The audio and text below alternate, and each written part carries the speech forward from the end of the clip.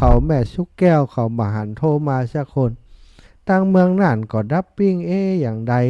แต่ว่ามีตังเจียงใหม่แม่ยายพรโทรมาตั้งเมืองฝางมีคนโทรมาก็นึกว่าอันตั้งสายใต้อันเครื่องเสียงเปิ้นรู้จะเพื่อจะโทรไปหาอาจารย์ตะคืน มาได้มาไขข้อข้องใจแต่เจ้านี่เป็นว่าลืมวันสทาเหยเนาะแต่คืนนั่งจัดคนเดียวสทาสงสัยบ่ได้ฟังเนาะคนที่ดูจาก Facebook ไลฟ์ก็ได้ยินอยู่ตะวาสทาแต่คนที่เปิ้นฟังจากวิทยุก่อนแน่นอนวันจันทร์เปิ้นมีเจ้าของรายการของเปิ้นอยู่น่ะหลวงปู่ดอยกันเนาะ เปิ้นไปออกอากาศให้เฮาได้อย่างเนาะเอาละศรัทธาวันนี้แม่นแล้วแน่นอนวันอังคารวันนี้อาตมานี่ตื่นเต้นเหลือศรัทธาเนอะตื่นเต้นที่จะได้ฟังเรื่องราวดีๆจากครูบาอาจารย์ที่อาตมาภาพเคารพนับถือครูบาอาจารย์ในเครือข่ายคลื่นสีขาวก็เคารพนับถือเช่นเดียวกันวันนี้วันก่อนศรัทธาญาติโยมที่ฟังถ่ายทอดสดการแสดงพระธรรมเทศนาสวดพระพิธรรมในงานพระราชทานเพลิงศพของหลวงปู่พระราชธรรมาลังการวันที่ต่อใดอาตมาจำมาได้ศรัทธาประมาณวันที่27เนาะ27กลางคืนครับ27กลางคืนหลวงพ่อท่านพระครูอุดมศิริทัตน์ได้เป็นองค์แสดงพระธรรมเทศนาเทวทูตทั้ง5แล้วก็ตอนท้ายมาหลวงพ่อเปิ้นได้เปิ้นได้กราบมีกราบไปก็ว่ากราบอย่างป่ะกราบเนาะกราบประวัติของหลวงปู่พระราชธรรมาลังการซะแล้วที่แรกก็ว่าอันนี้มันเสียงหลวงพ่อกะฟังไปแม่นแล้วนะเสียงหลวงพ่อแต่แปลกใจว่าทำไมเสียงหลวงพ่อคืออายุถึง75ปีแต่เสียงดีมากต่างๆนี่โอ้โหศรัทธาญาติโยมมีคนฟังแล้วประทับใจนะบอกว่าท่านอาจารย์เปิ้นยังบอกฮึจบเห็นนะว่าเวลามันหมดศรัทธาแล้วก็เปิ้นทำพิธีอยู่หลวงพ่อเปิ้นได้เวลาเต็ดประมาณ30นาทีนี่มันก็เลยเวลาเต็ดแล้วเปิ้นก็จำเป็นต้องยุดกะนะหลายคนก็เสียดายแม้กระทั่งโฆษกพิธีกรในงานท่านดร.อนันต์อุปสรว่ายังมีภาค2ต่อแหมโยอีว่ะก็รอฟังว่ามีภาค2ก็มีเป็นว่าเปิ้นบ่มีศรัทธาภาค2นั่นนะเพราะรายการวันอื่นก็มีองค์อื่นเต็ดวันนี้อาตมาอดมาได้ไปหาหลวงพ่อที่วัดศรีภูมิมาไปหาหลวงพ่อว่าหลวงพ่อวันนั้นนี่มันแล้วนะเต็ดได้เกิงได้กลางเนี่ยไปจบแค่ปรริญญาธรรม4ประโยคประวัติหลวงปู่มันบัดแล้วมันบ่บริบูรณ์เหมือนกับดูหนังนี่กะตัดไปเหี่ยเกิงมันเสียอารมณ์หลวงพ่อช่วยได้ต่อจากวันนั้นไปแหมสักหน่อยได้ก่อให้จบเลยนะหลวงพ่อว่าถ้าต่อไปนี่มันกับบัดต่อเนื่องเสียงแต่ละครั้งตีอย่างเนี้ยศรัทธามันถ้ากรรมภาษากลางเพิ่นว่ามันไม่สมูทนี่นะ มันเหมือนเนียนมันเหมือนอย่างนี้กันเนาะระยะอย่างไรก็ต้องต้องกลับใหม่ถ้าได้อย่างอันซ้ำดีหลวงพ่อวันนี้จะเป็นวันที่ผมได้ออกอากาศไปคลื่นสีขาว28สถานีแล้วเวลา2ชั่วโมงพอก็ หลวงพ่อว่าสัก45นาทีก็พอไปเลยนะแต่วันเดียวนี้จะไปเรื่อยๆละจะให้หลวงพ่อกราบไปโดยในช่วงต้นนี้จะให้หลวงพ่อเปิ่นได้กราบได้อย่างไปโดยแล้วก็ได้สนทนาธรรมในช่วงปลายชั่วโมงที่2ก็จะขอโอกาสสนทนาธรรมกับหลวงพ่อเนาะเป็น2ธรรมาสสนทนาอู้จากันหลังจากที่หลวงพ่อเปิ่นจบก่อนนะสถาจบที่ในช่วงที่เปิ่นกราบประวัติของหลวงปู่ก่อนตอนนี้หลวงพ่อเปิ่นมาพร้อมแล้วเนอะศรัทธาญาติโยมทั้งหลายก็ขอขอบคุณท่านอาจารย์พระครูสมุวิสุวัตวรกิจโจท่านอาจารย์บอกว่าวันนี้จะบันทึกลงใน YouTube นะบันทึกลงใน Facebook ของวัดฝ่ายหินตยศรัทธาญาติโยมสามารถไปดูย้อนหลังก็ได้ถ้าไผ่ติดภาระธุระบัดได้ฟังอาจารย์เสียดายแต่นะบัดต้องห่วงFacebook ของอาตมาก็ย้อนหลังได้แล้วก็ที่ ของ YouTube ของวัดฝ่ายหินก็มีอยู่เนื้อสถาไปติดตามได้แล้วขอบคุณท่านอาจารย์พระครูอภิวัฒนวิกรมที่เมตตาเชื่อมสัญญาณลิงก์สัญญาณไปในเครือข่ายสายบุญครอบครัวคลื่นสีขาว28สถานีทั่วภาคเหนือวันนี้ศรัทธาญาติโยมตั้งหลายจะไปรบกวนเตือนเน้อช่วงที่หลวงพ่อเปิ้นเทศไปบ่ต้องโทรมาเตือนหลังจากที่เปิ้นเทศจบแล้วสนทนาธรรมกันพอสมควรแล้วอาตมาจะเปิดสายคือศรัทธาญาติโยมคนเฒ่าคนแก่อีป่ออีแม่ทั้งหลายทุกพื้นที่โทรเข้ามาหาหลวงพ่อได้แล้วก็ศรัทธาอีป่ออีแม่ทั้งหลายถ้าหากท่านทั้งหลายโอ้ชอบใจพึงพอใจหลวงพ่อเปิ้นเทศม่วนขอมาเทศในวันอังคารจิมเตอะนะอาตมาภาพก็จะได้ขอเมตตาจากหลวงพ่อต่อไปแต่ทั้งนี้ทั้งนั้นอยู่ที่ศรัทธาญาติโยมเนอะถ้าศรัทธาญาติโยมแฟนรายการอยากจะฟังสำเนียงลำปางแบบเนี้ยนะหลวงพ่อเปิ้นก็คงจะยินดีแต่ทั้งนี้ทั้งนั้นอยู่ที่ศรัทธาว่าฟังแล้วจะเปิ้งใจจะชอบใจจะโทรมาให้กำลังใจกันอย่างใดเนาะเอาแล้วตอนนี้หลวงพ่อพร้อมแล้วจะให้หลวงพ่อได้เข้ามาทักทายกับศรัทธาญาติโยมต่อไปเนอะกราบนิมนต์หลวงพ่อครับประจำหน้าที่ประจำตำแหน่งได้เลยครับ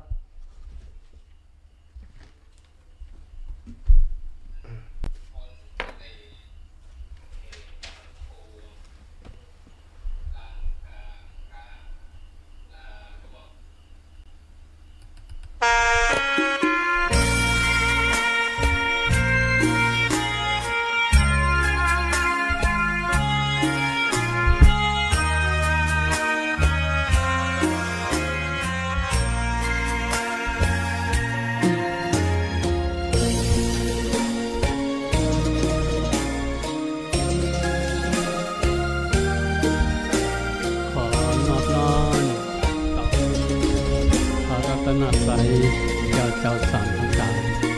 คือพระพุทธพระธรรมพระสงฆ์เป็นที่เคารพสักการะบูชาพึงใจไว้เพื่อบูชาแด่องค์พระศาสดาสัมมาสัมพุทธเจ้าครูบาอาจารย์เจ้าทุกรูปทุกตนทุกองค์ขอเจริญสุขไม่เปรียบเทียบเขาเทียบเราไรมองไม่งามช่างเขาแต่เจ้าก็คือดอกบัวด้วยความสัตย์ซื่อยึดถือความดีเป็นหลักใครรักไม่รักก็ไม่จมปลักมองมัวเมื่อโผล่พ้นน้ำก็เห็นความงามในตัวไม่ยึดติดในตมชั่วขอเป็นดอกบัวดอกดีใครไม่มองว่าบัวงามเด่นแสดงแต่บัวก็เป็นดอกบัวทุกวันอย่างนี้จะบรรเทาความละเมื่อกี้ก็ท่านพระมหาสมชาติชาตปัญโยท่านก็ได้กรอไปหาว่าวันนั้นด้วยสาเหตุใดที่เทศน์บ่จบอย่างใดนะเมื่อวันที่27วันนี้ก็จะได้มาว่าเอากันตั้งแต่ต้นนะระดับเสียงก็คงจะบ่เหมือนตรงนั้นเพราะมันมีปัจจัยหลายๆอย่างตะกี้ก็พอทราบว่าท่านพระมหาเพิ่นจะเฮือมาว่าก็เลยซ่อมไปซ่อมมาเสียงสักหายไปแล้วเปิดบ่ให้เป็นการเสียเวลาเนาะตรงนี้ก็จะได้ว่ากันต่อไปเนาะ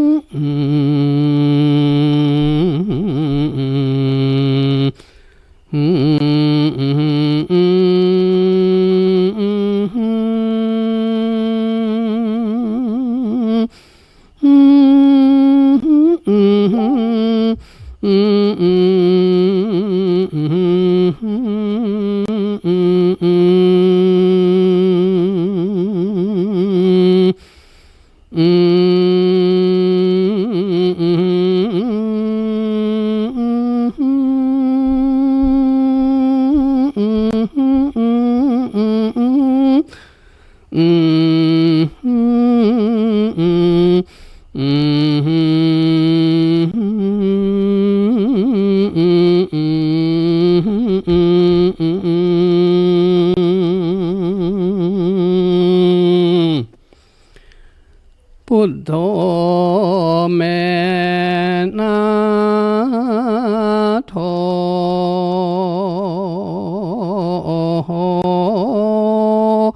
โอ้ขอเอาพระพุทโธไว้เป็นอาติจัง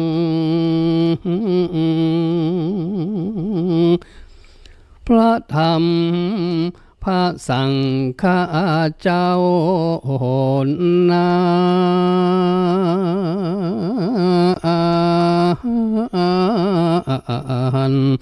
เป็นรัตนะก่อนสิ่งอาหาร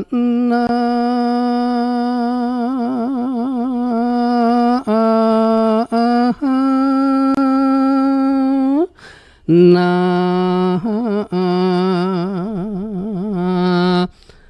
ตั้งพระมหา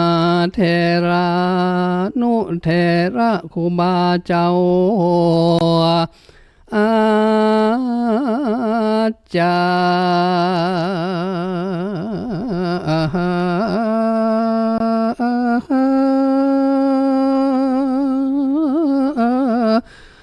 รย์ข้าเจ้าขออภิวันไว้สานอมเก่าอดีตพระเดชพระคุณพระธรรมาลังการปอเจ้า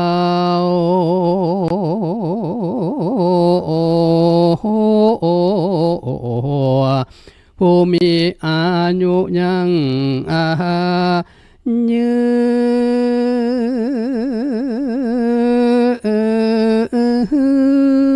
นนานตัวข้ามนไทยจักได้อ่อนวอนขา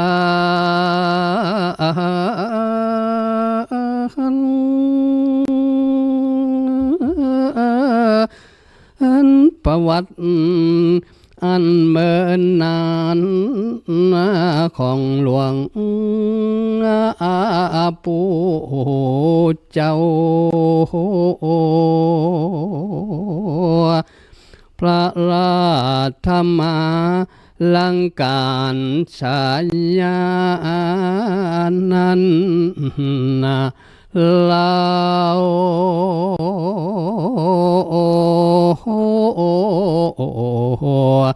กตาปุน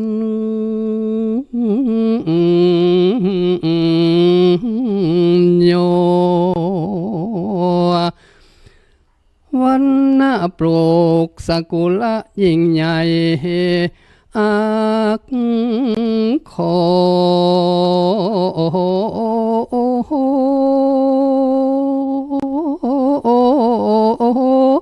พุทโธธัมโมนาโถติไวตัวเจ้าตาหันไทย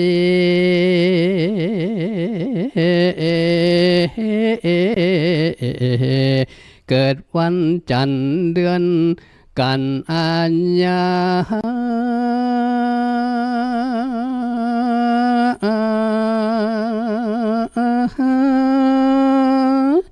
โย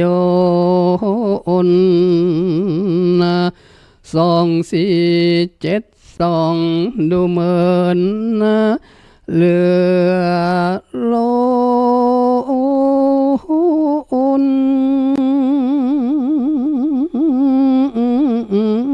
จนอายุล่วงเขาได้94 ปี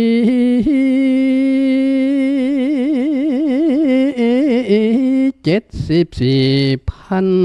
ษามียังเก่าวัดบุญยาวาสวิหารพระอารามหลวงแต่เรา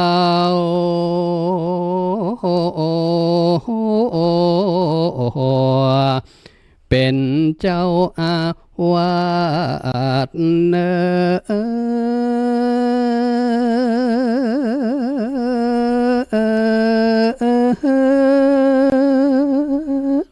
นาย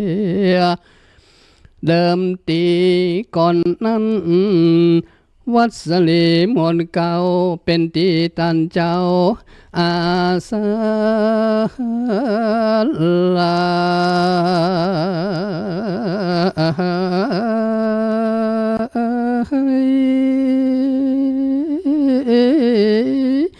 บ่ห่างตัวเมืองเวียงใจเขตลางแห่งห้องป้อนันกะแม่คำน้อยนกคุมบ้านล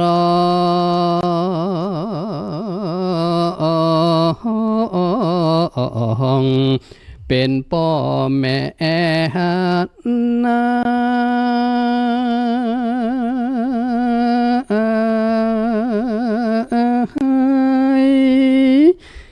เน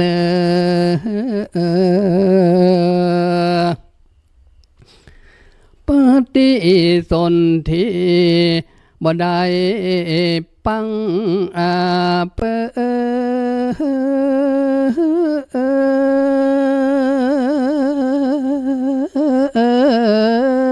สั่งงามเลิศเลอใจลำมาหังโอวันวันที่27 กันยาทุก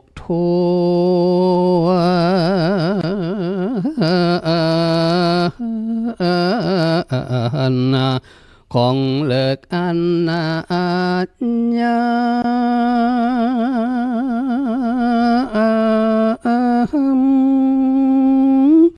ดีฝ่ามุดซอยลอยเป่งปอยดี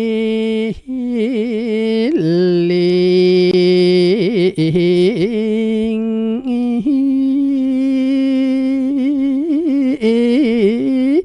ตาหน่อยตั้งชื่อหลานเจ้าตันตีว่าไอ้จันนาเจ้าปีเดือนวันผ่านเร็วแต่เรา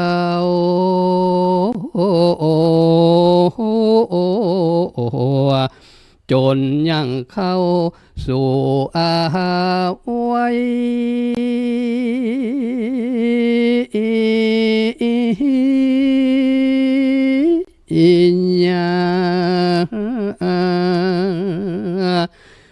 จันเจ้าหนุ่มน้อย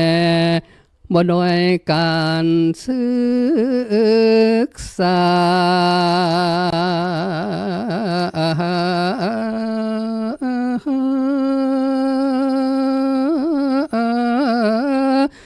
เพราะ แม่มารดา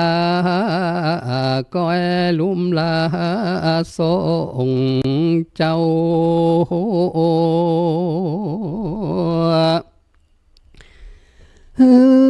ไปหำเฮียนนาตีโรงเรียนประจำบ้านวัดสลีหมวดเก้า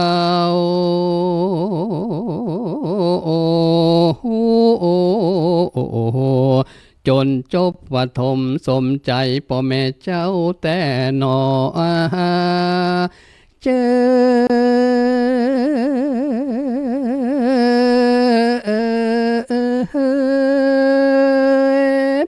บานโรงเรียนปิดเสาร์อาทิตย์ก็ช่วยพ่อแม่เจ้าก็ตำมาก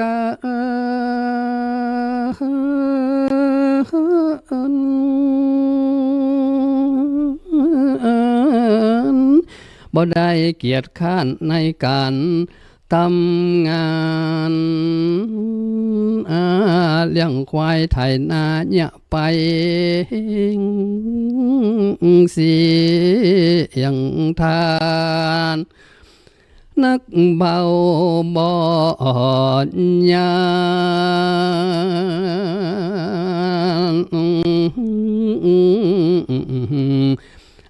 อย่างสา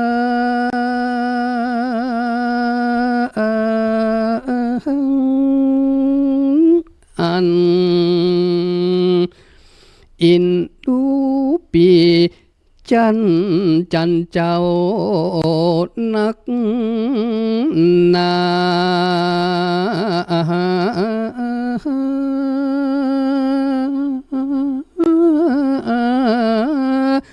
สัมว่าบิดาปอมาตายเมื่อยามน้อย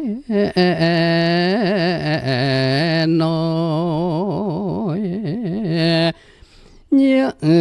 บุตรตาและแม่มารดาตำก็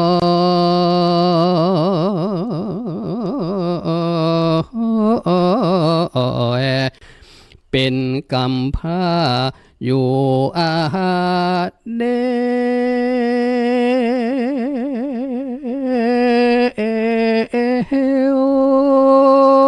ได้แสนโศกทุกข์เมื่อปอมาตา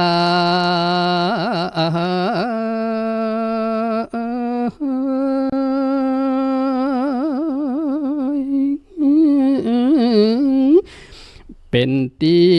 สังเวชอะไรอยู่แต่นอจ้องจองขอศรัทธาเจ้าข้าพ่อแม่พี่น้อ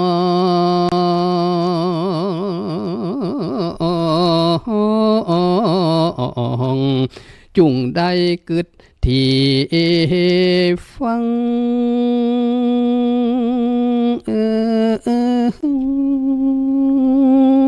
ตันหันมาปอกปิกชีวิตนาเด็กขา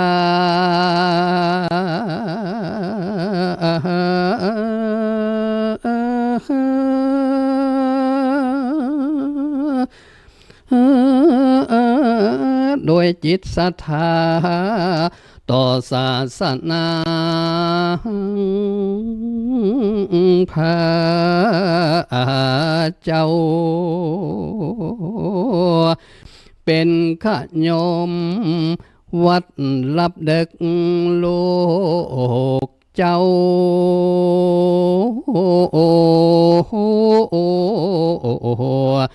ที่สลีหมดเก้า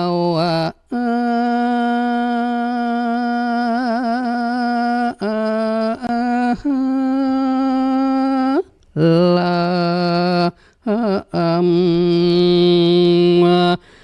นำป่า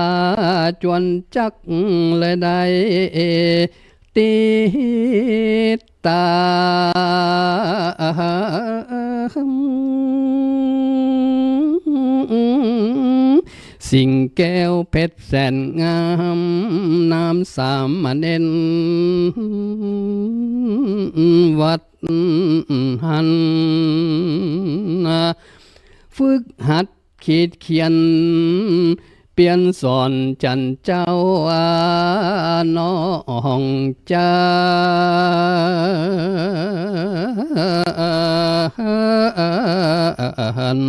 แตกฉานอ่านได้เร็ว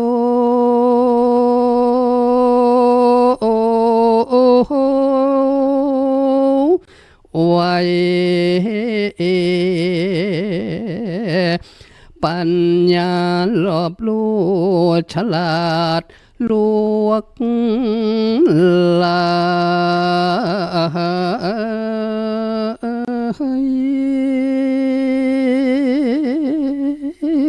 ยภาษาล้านหน้าไตอ่านออกเขียนได้เลยบรรพชาติวัดบ้านไกล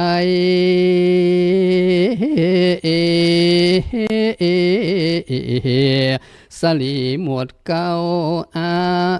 ลา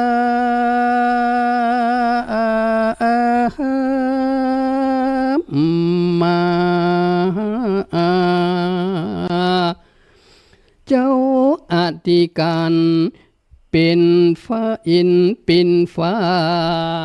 ได้เป็นอุปชาอาจารย์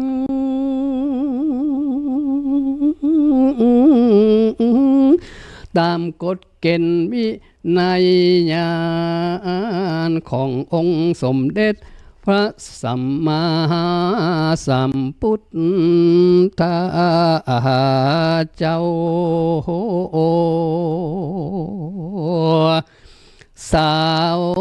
ปีเต็มโคบมาเข้า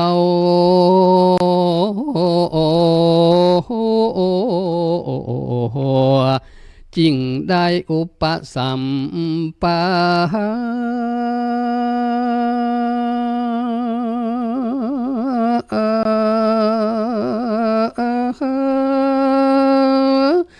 ทา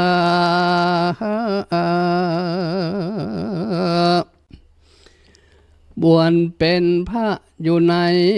บวรพระพุทธศาสนา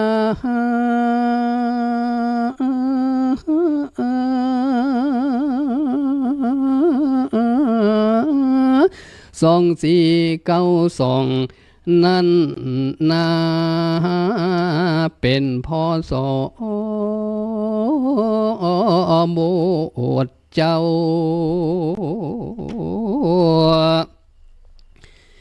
ส่วนอุปัชฌาย์นั้นเล่า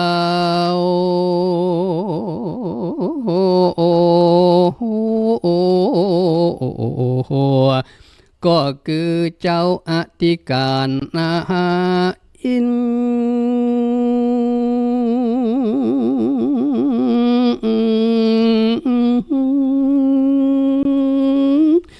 ตาญาติพี่น้องเผ่าปันวงศา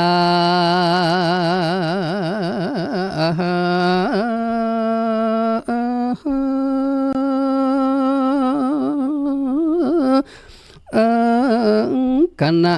ศรัทธาต่างโมทนาจอบสู่ได้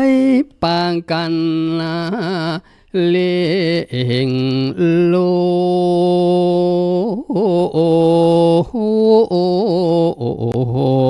สู่ศาสนา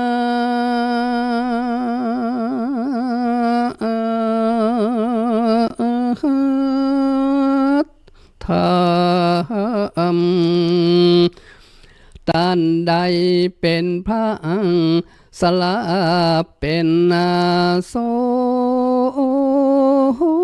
งฆ์ได้ดำรง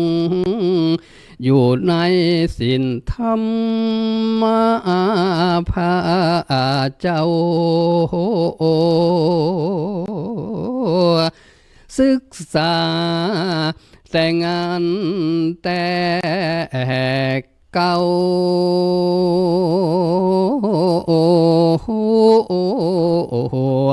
จนเจริญรุ่งอันเรืองลายเป็นตีเคารพนิยมไปทุกเขตต้องแดนไกล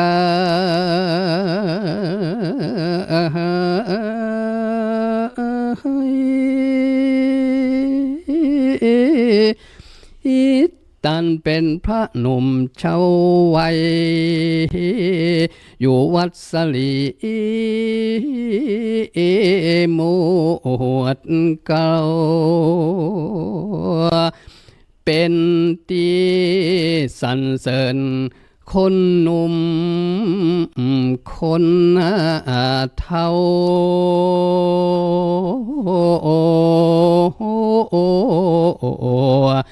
ตลับอันนา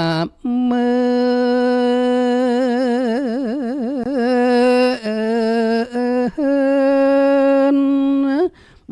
มา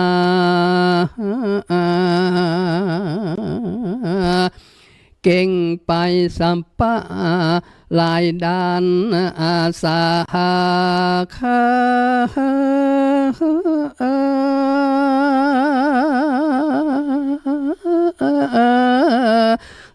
หลายด้านวิจามีอยู่พร้อมเสียงแปลงโต๊ะตั้งเก้าอี้กลมเกลียงเป็นที่อันน่าจำ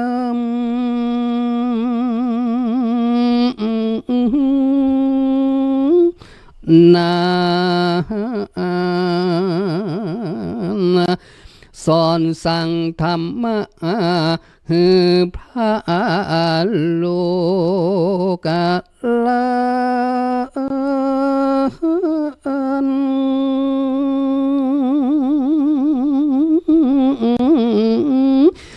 จนต้านสมปาน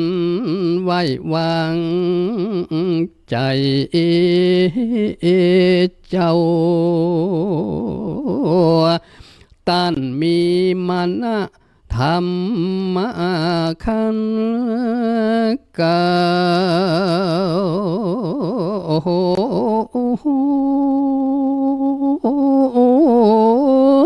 บ่ลงมัวเมาปิดภัยบ่ไกล2496ปกอยู่ในใจ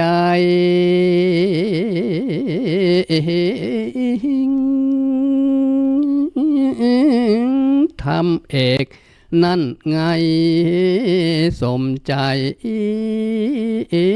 บ่อ่อนน้อยต้านมีธรรมะบ่ลายส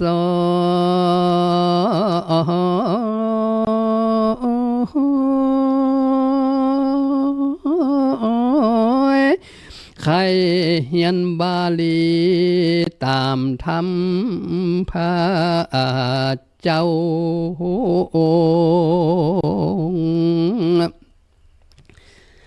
ตั้งใจเอาไว้แต่เก่า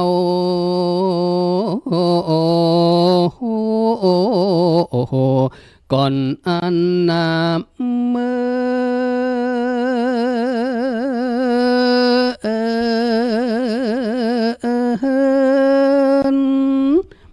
มาจึงยกอย่างใหญ่เพื่อไปศึกษา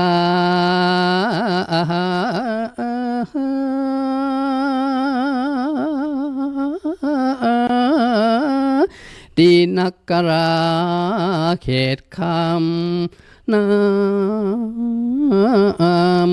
ำกว้างบ่ได้ลาเลิกลา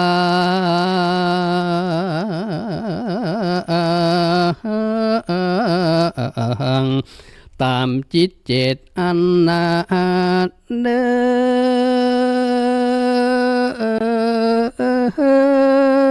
มมี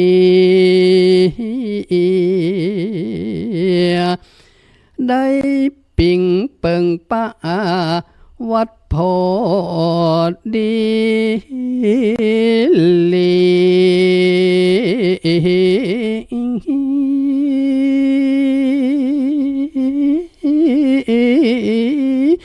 จนสอบบาลีปรริญญาสามได้2502พศนี้สาย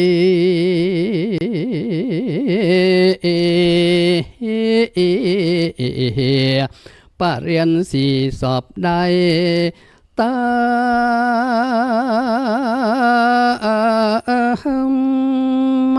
มมา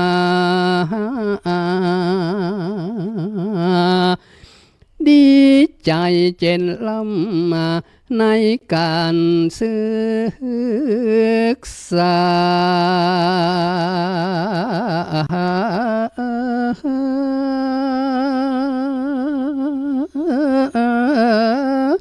หมู่เจ้าศรัทธาได้ขอนิมนต์มาอยู่วัดสลีหมู่เก่า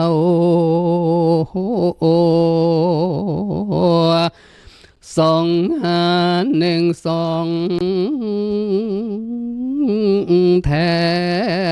มเล่า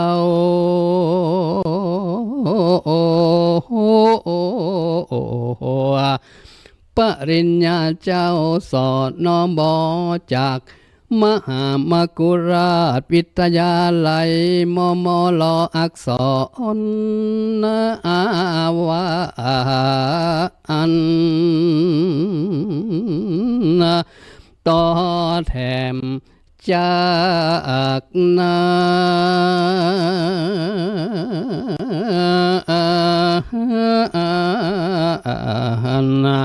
2549ปริญญาบัตรมราชปัตรลำ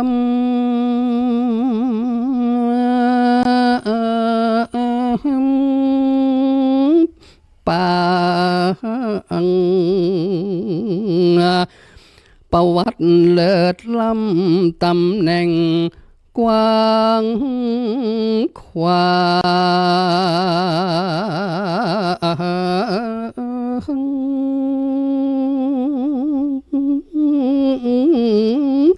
ข้าเจ้า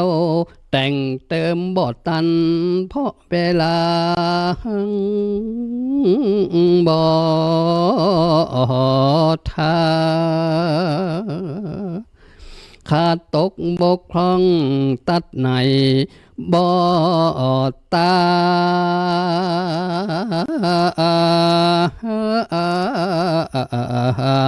ก็ขอ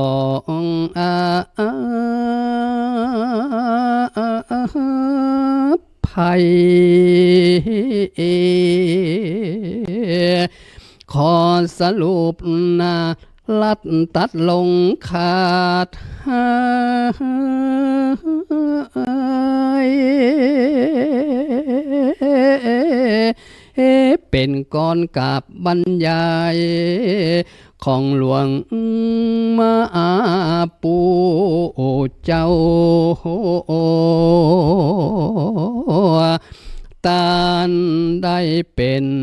อดีตจอและปัจจุบันนี้เรา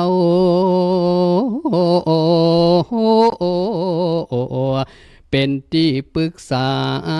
จ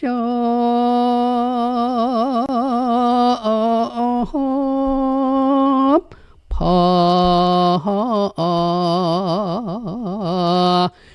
เป็นอดีตเจ้าอาวาสพระอารามหลวงวัดบุญญาวัดวิหารแก้วกวังเป็นพระอุปชาปริยัตินิเทศเจ้าศาสนาศึกษาพระอารามหลวงเนอเราเจ้าข้า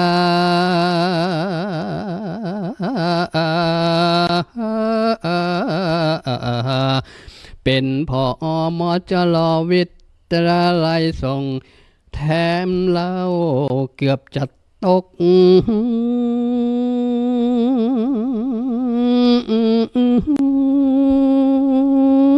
ไปข้าเจ้าได้เล่าโอคานข้า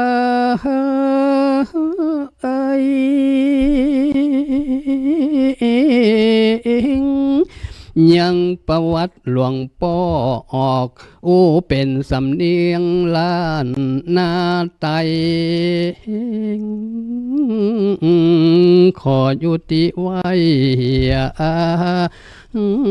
เต่า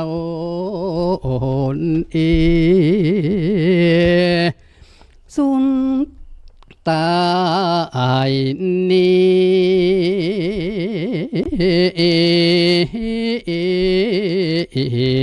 ขอจิตตวิญญาณหลวงปู่เจ้าพระราชธรรมลังกา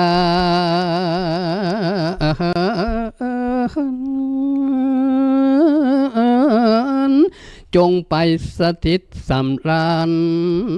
อยู่วิมานคำมาแห่งห้องบนสวงสวรรค์แต่ต้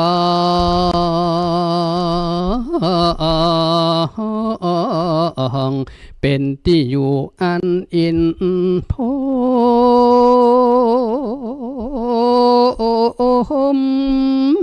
มาสังสารวัฏมีทุกข์สุขโศกเศร้าโศก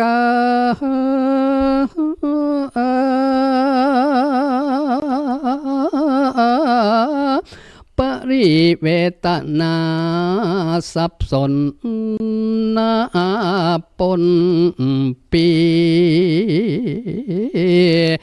เป็นเกี่ยวเจือกมัดบ่ฮือโลบเล็กลี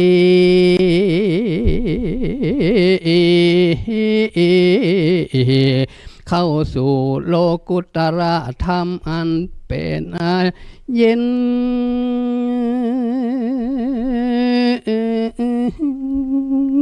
คิง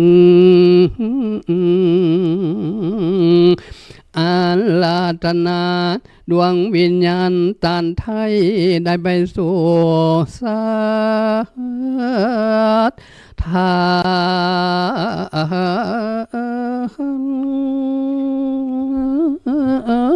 รเข้าถึงนิพพานปรมังเวียงแก้วอันเป็น ตีแล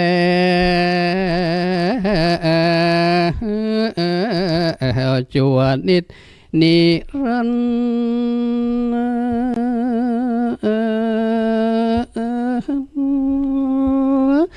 ดอนก่อนและเด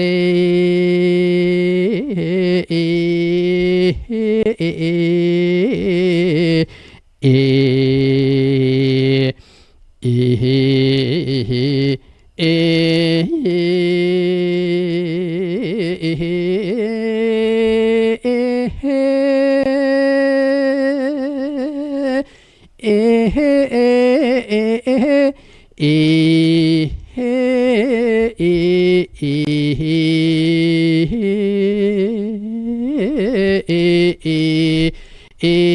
เอ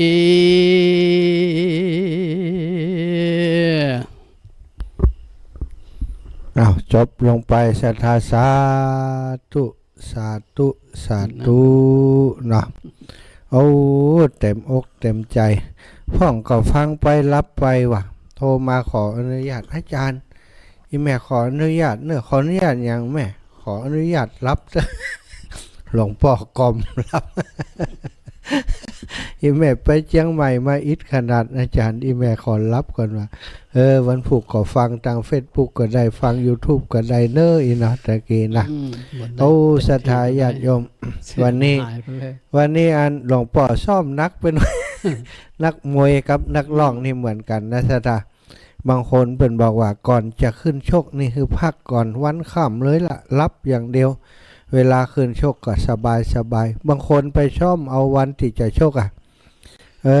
หมดแหงเหก่อนหลวงพ่อซ่อมจะจังแหมลองไกลน้ำไป ปิดที่เขาแหมแล้วจะท่านมหานั่นแหละไอ้บอกไกลลงไปจะได้ก่อนติดต่อกันเอากันแล้วกันแต่โอเคเนาะเท่าที่ฟังก็ถ้าสถานเคยฟังคำแต่ก็จะอาจจะจับมาได้ว่าเสียงหลวงพ่อเปิ้นค่อนข้างจะแหบไปกว่าวันนั้นสักหน่อยวันนั้นนี่มันเหมือนกับนักมวยตีบนเวทีแล้วมันคนพอนักเนาะหลวงพ่อเนาะมันให้ยมวันนี้คงจะมีส่วนวันนี้วันนี้นั่งอยู่ในห้องขึ้นหน่อยนะวันนั้นนี่พอเราห้อยได้อีกอย่างมันก็ไม่มันเข้าหัวมันฟังได้ยินเขาสามารถที่จะเบาเสียงเบาได้ความจริงอันนี้ก็มีแต่ว่ามันจะดูดไม่จะดูดเข้าไปเลยเลยบอกให้ฟังแต่นี้นะเนาะหลวงพ่อได้เตะไปอันนี้เป็นห้องว่าอีกอะกาบก็ว่าเป็นกาบกาบชื่อมันแต่ว่ากาบอีกเนาะนี่มันก็เหมือนกับที่เขาละอ่อนนะนะครับเหมือนกับธรรมอาจารย์เอานี่เขาเอามาตั้งต้นให้น้อยหนึ่งตะกี้นะจะมันจะไปกลมเกินกันกับการจือลือมาก็เอาปุ๊ดโทไม่ได้นี่มันเทียบเสียงเหมือนกับว่าเช็คคีย์ต่อเก่าเนาะก็น่าจะเป็นอย่างนั้นเช็คคีย์ต่อเก่ามันอีอาเอเนาะเช็คให้ดีเนาะแต่ลงไทยมันก็อยู่ที่ว่าสระตรงนั้นมันเป็นเสียงอะไรอย่างมีก็ไปเลยไปเลยอย่างกี้เนาะนะขึ้นตอนเป็นก็ไปมันก็ต้องใจไปเรื่อยๆสำเนียงอันนี้เรียกว่าเป็นการแบบสำเนียงลำปางเนาะหลวงพ่อเนาะแม่นก็ว่าอย่างอื่นก็อย่างเดียวกันเนี่ยมันมันกราบเนี่ยมันก็เป็นเอกลักษณ์ของลำปางอ่ะลำปางเนาะทำนองของลำปางจริงๆแต่มันเป็นอันทำนองเขาเรียกว่าแมงปู่จมดวงเนาะหรือบางอันก็เป็นทำนองมะนาวหล่องของอย่างนี้นะหล่องของจะลุมพุทธ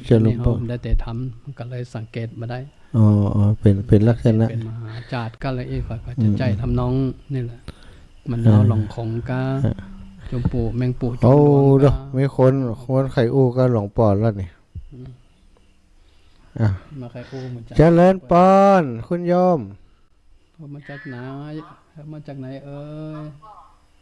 หลวงพ่อมาอีกามันเน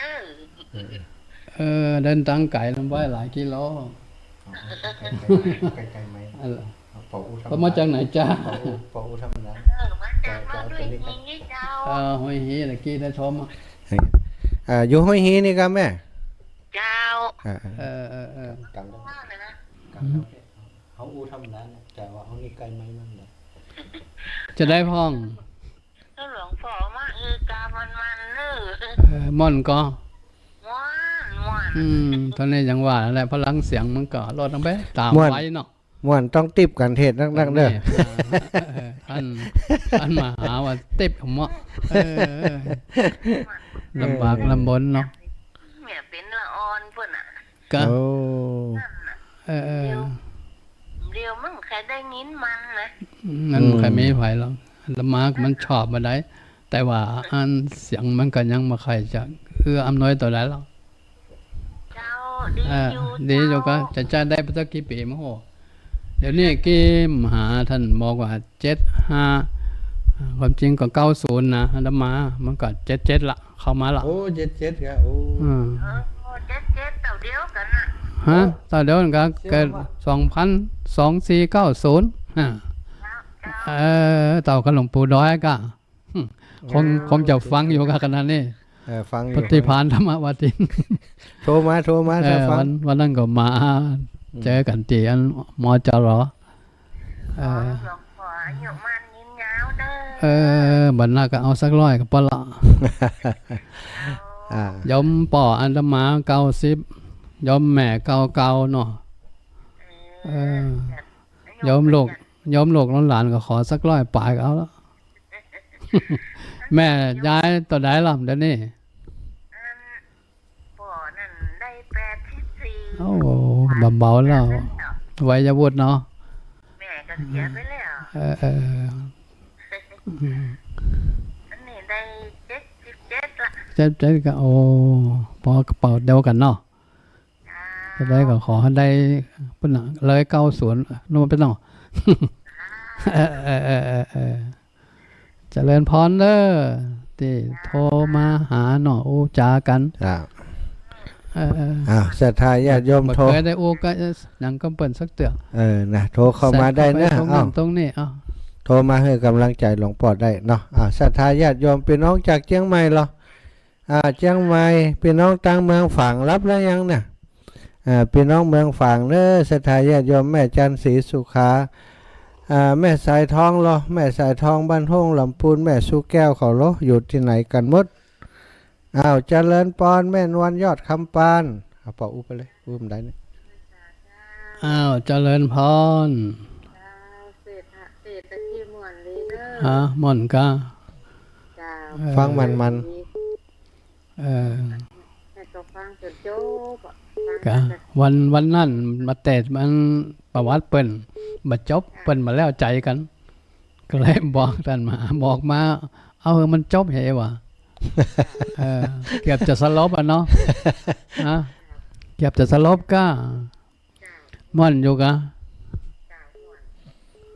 ขึ้นห้วยเฮือสุดขุน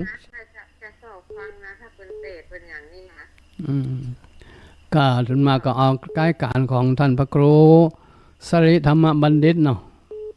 แล้วก็ออกเป็นธรรมเดี๋ยวนี้ก็ทำนิยายเรื่องสุริยคราสนั่นกะเดี๋ยวก็จะต่อพูกที่4ที่4กะจบที่3ไปแล้ว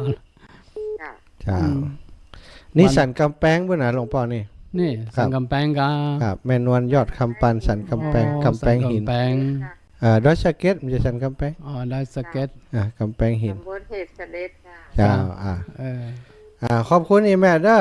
เคยไปอยู่ เจ้าไปตังสะเมืองกำก่อนเจริญปอนแม่อุ้ยอิน เจ้าฟังเปิดแล้วนะขึ้นจังหา คือถึง นี่คนเฒ่าใครรับเลย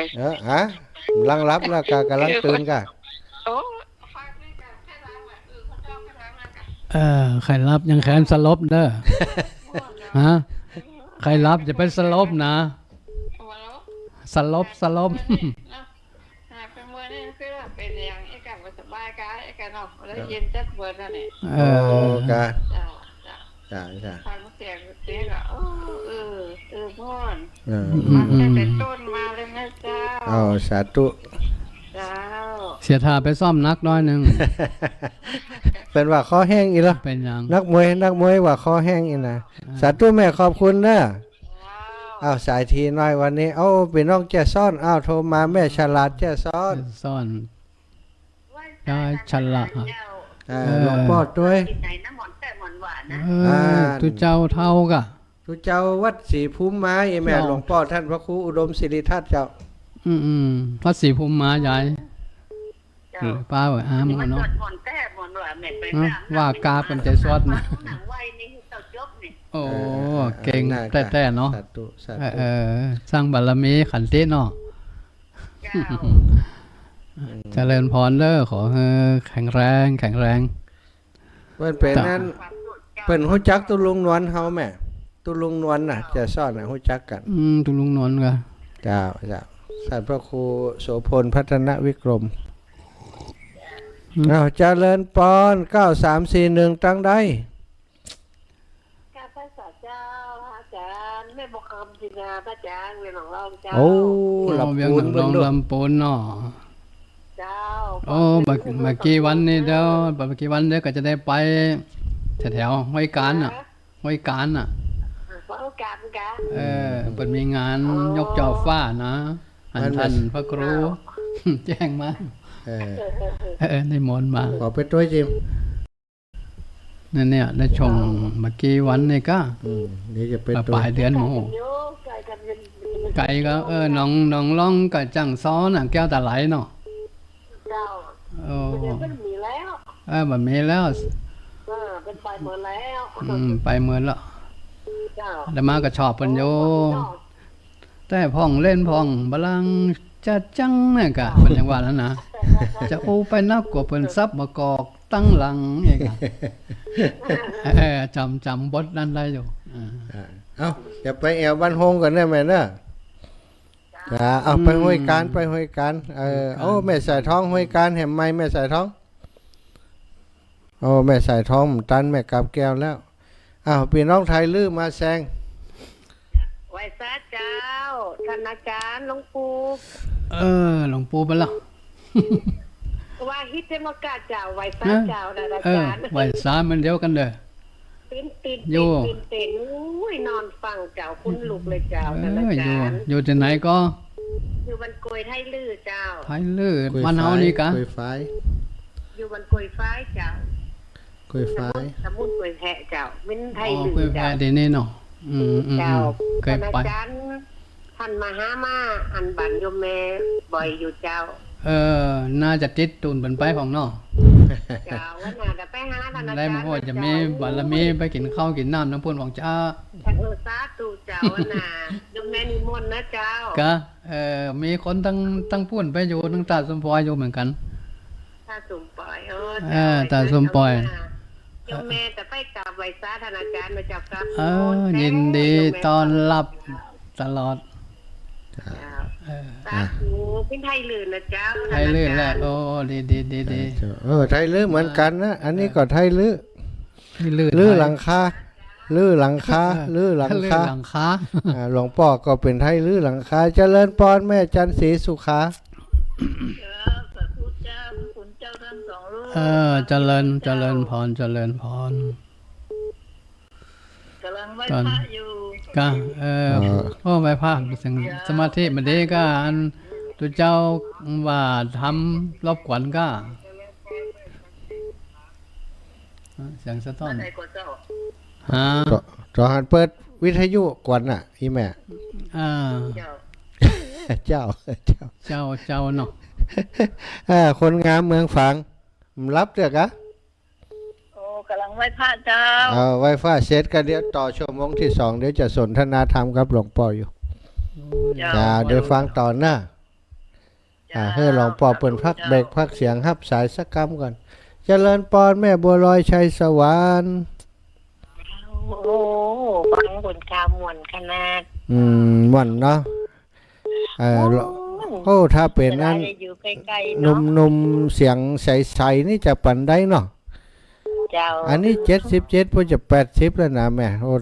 เสียงยังจักยาวได้อยู่นะ เขาหายใจด้วยมันตันเขาร้องพอแล้วมันตัน เอ้ย ปอดให้จะเต็มขี้ปุ่มอ่ะเดี๋ยวนี้ปอดใหญ่ เอ้ย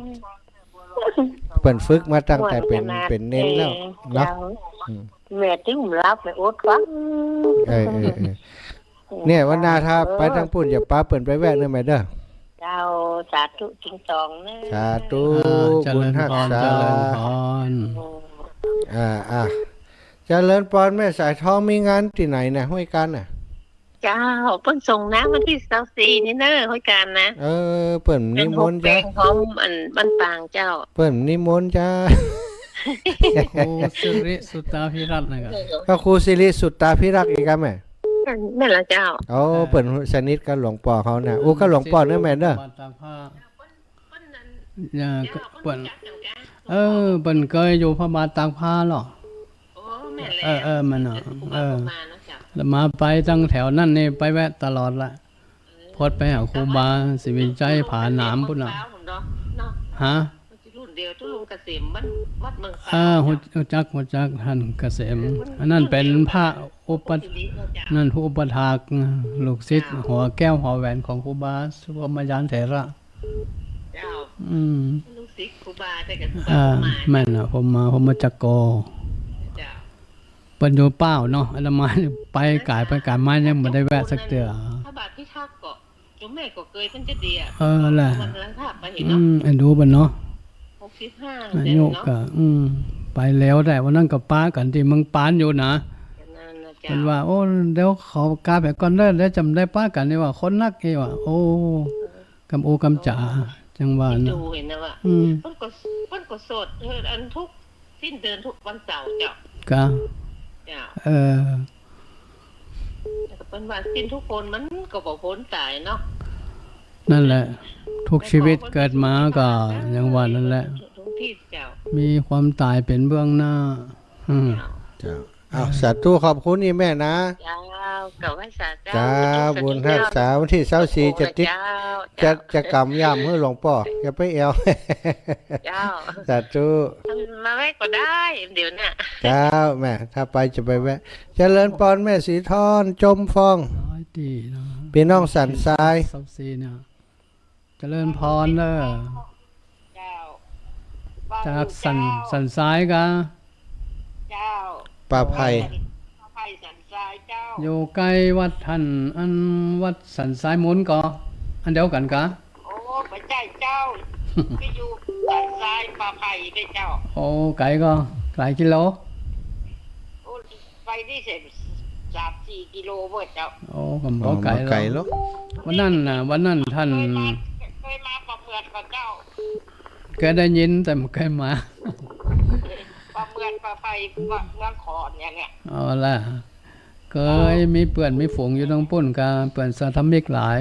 วันนั้นก็ท่านพระครูวัดอันหันสายมุนเปิ่นมาเสาะหาอาตมา หลายปีมาแล้วก็กำลังมา สายมุนมันเข้าไปทางในเวียงพุ่นละ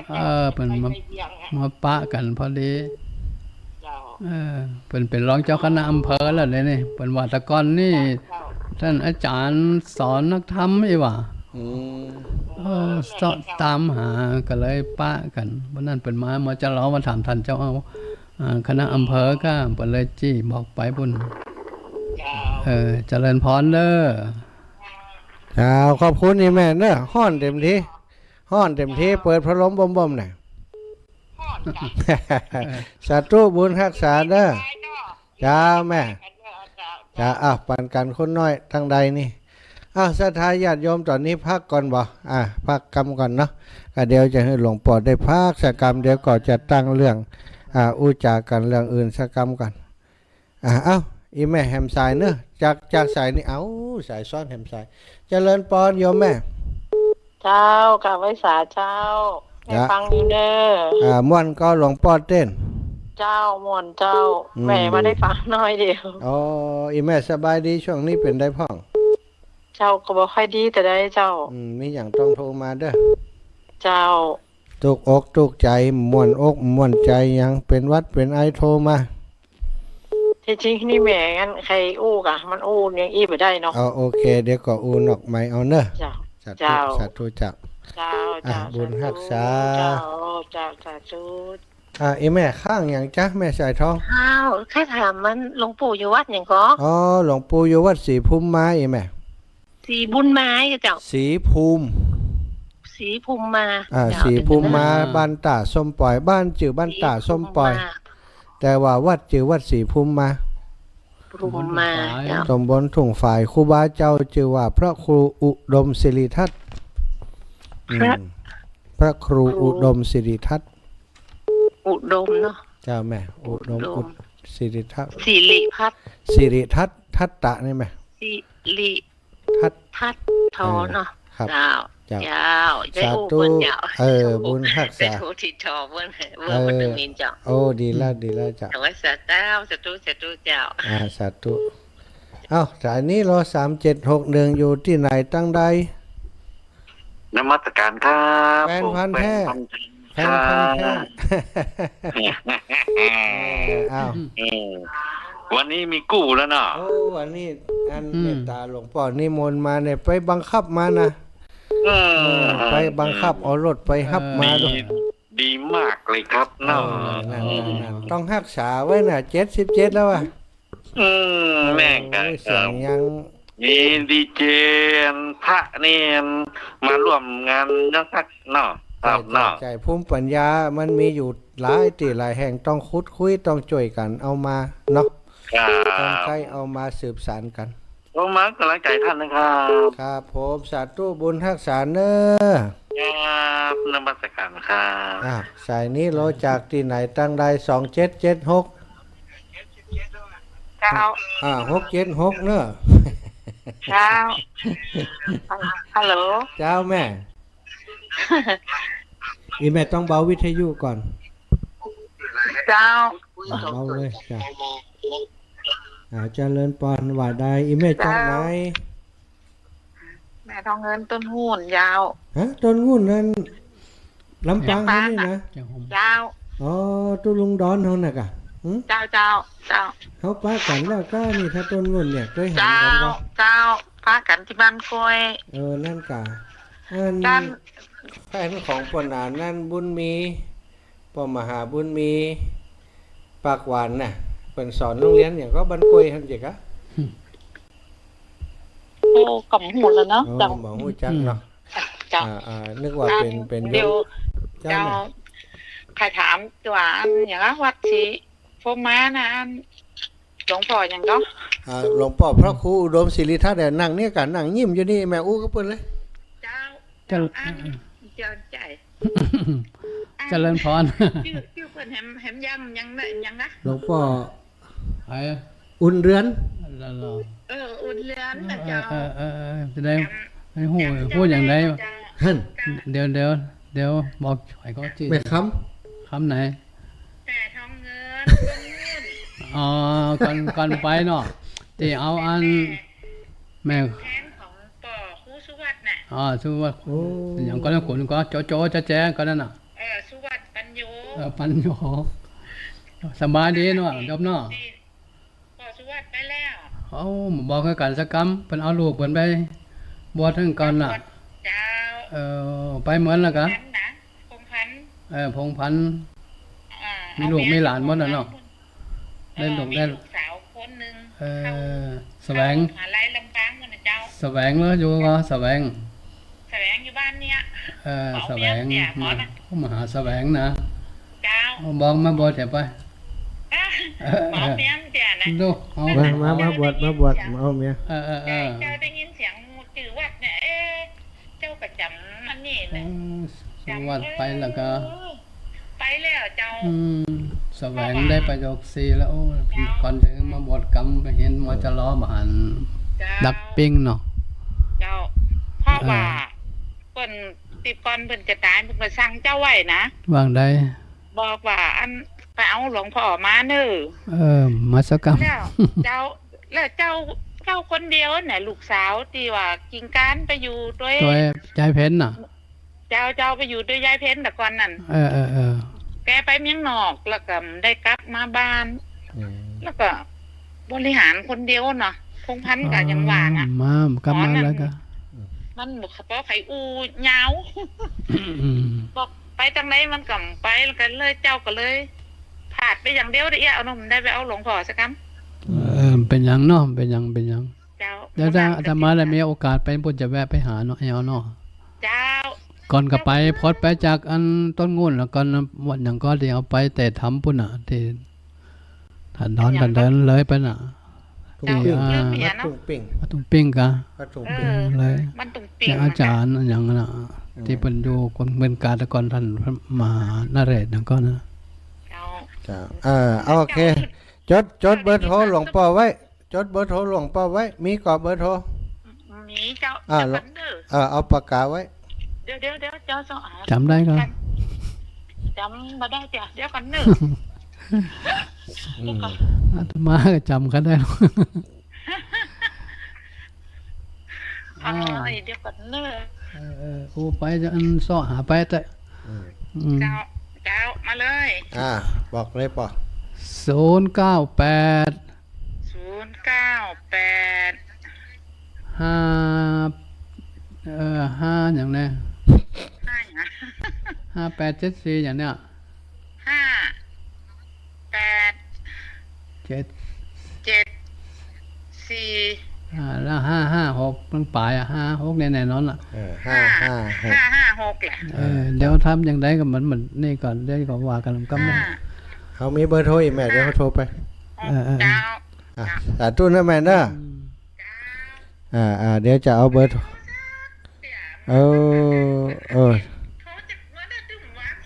เออดีกะ2676เดี๋ยวเขาจะเอาเบอร์นี้ไว้ให้อีกหลวงพ่อเจ้าสาธุแม่สาธุอนุโมทนาบุญเนอะแม่ยังก็แม่ทองเงินเอาละ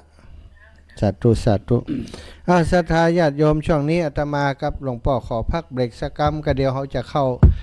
รายการสนทนาธรรมกันแห่มสัก30 นาทีจากนั้นจะเปิดสายให้ศรัทธาญาติโยมได้โทรมาเนอะช่วงนี้ศรัทธาญาติโยมก็พักรีแลกซ์สักกรรมเราอูจากันมาเป็นเวลาพอสมควรตั้งแต่หลวงพ่อแสดงธรรมมาตั้งแต่อาตมาเข้ารายการมาก็1 ชั่วโมงกับ15 นาทีนะตอนนี้จะให้ได้ฟังเพลงขั้นรายการสักกรรมเด้อ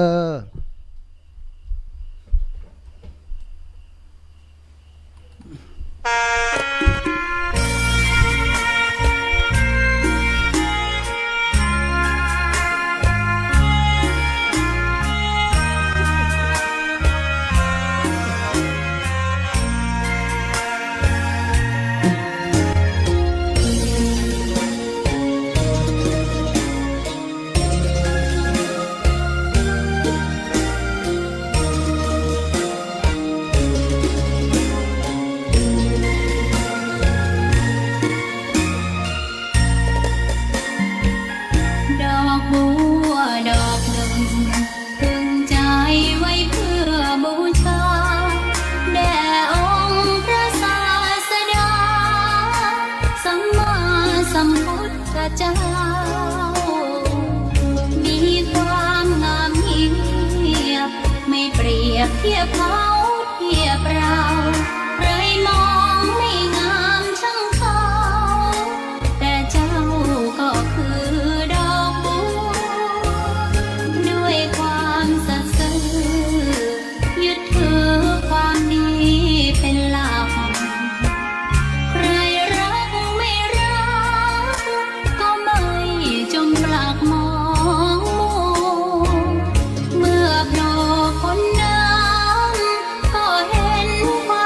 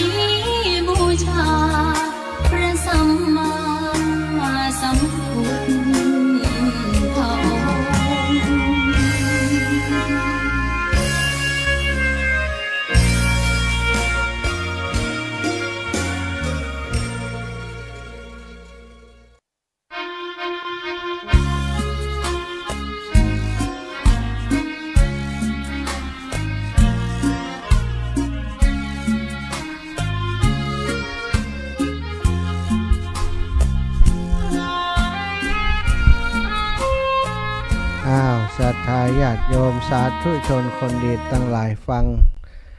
รายการสารธรรมยามค่ำวันนี้ก็คงจะหลากหลายเนาะที่ได้รับฟังตะกี้ก็เป็นการทำนองลำปางกาบเนาะศรัทธาเป็นกาบเกี่ยวกับเรื่องราวของพระมหาเถระรูปหนึ่งซึ่งมีคุณูปการต่อวงการคณะสงฆ์จังหวัดลำปางนั่นก็คือพระเดชพระคุณหลวงปู่พระราชธรรมาลังการเป็นเรื่องราวที่หลวงพ่อท่านพระครูอุดมศิริทัตน์หลวงพ่อเปิ้นได้ประพันธ์ประวัติของหลวงปู่เป็นทำนองทำนองของการกาบเนาะศรัทธาญาติโยมจริงๆก็มีกาบเป็นข้าวเป็นเครือก็เห็นทำนองเนาะปะเนาะถ้าเป็นข้าวนี่จะเป็นแบบใดปะถ้าเป็นข้าวนี่ก็จะลักษณะแบบนี้เหมือนนั่นแหละและอันทันการหลงเนาะหลงมันก็ข้าวมันก็ไม่หลายอย่างเนาะข้าวจ้อยข้าวซ้อแล้วก็ทำน้องก็อย่างเรานี่นะแต่กาบก็จะเป็นทำน้องอย่างที่ปอตะกี้เนาะกาบจะมากับทำน้องมันก็ทางจังหวัดไหนก็จังหวัดนั่นแหละใช่จังหวัดไหนก็ทำน้องของแต่ก็ว่าไปกี้นะถ้าจังหวัดเชียงใหม่ก็ทำน้องลำบำมันก็เรียกว่าบะเป้ากวายใบบะเป้าถ้ามังแปะแล้วนกเขาเหินขึ้นอย่างเดียวลำปางก็มันเอาหล่องของหล่องโขงเนี่ยจ้ะอันเดียวกันนั่นอ๋อของก็โขงเจียงของมันเจียงของนี่แม่น้ำตั้งเหนือน้ำโขงเนี่ยมันผ่านตั้งไหนก็จะเรียกไปตามนั่นแหละเจียงของนี่ก็คือแม่น้ำโขงผ่านเป็นห้องว่าเจียงของเนาะหลวงพ่อก็ได้กลับไปจริงๆแล้วหลวงพ่อมีความถ้าถึงเนาะเชี่ยวชาญชำนาญในเรื่องของศาสตร์และศิลป์เป็นเหมือนกับศิลปินถ้าเป็นพระสงฆ์ก็คือบางรูปบางองค์นี่บรรยายได้บางองค์แค่บรรยายได้แค่บางองค์ก็เตะพื้นเมืองทั่วไปแต่มีทำน้องบ่ได้ใส่ใส่กาบ แต่หลวงพ่อนี้ถือว่าเป็นผู้มีภูมิปัญญาในด้านนี้มีครูบาอาจารย์หลายสำนักที่หลวงพ่อไปศึกษาเราเรียนวัดฉางแต้มกาไปเมืองหนานก็ไปเชียงใหม่ลำพูน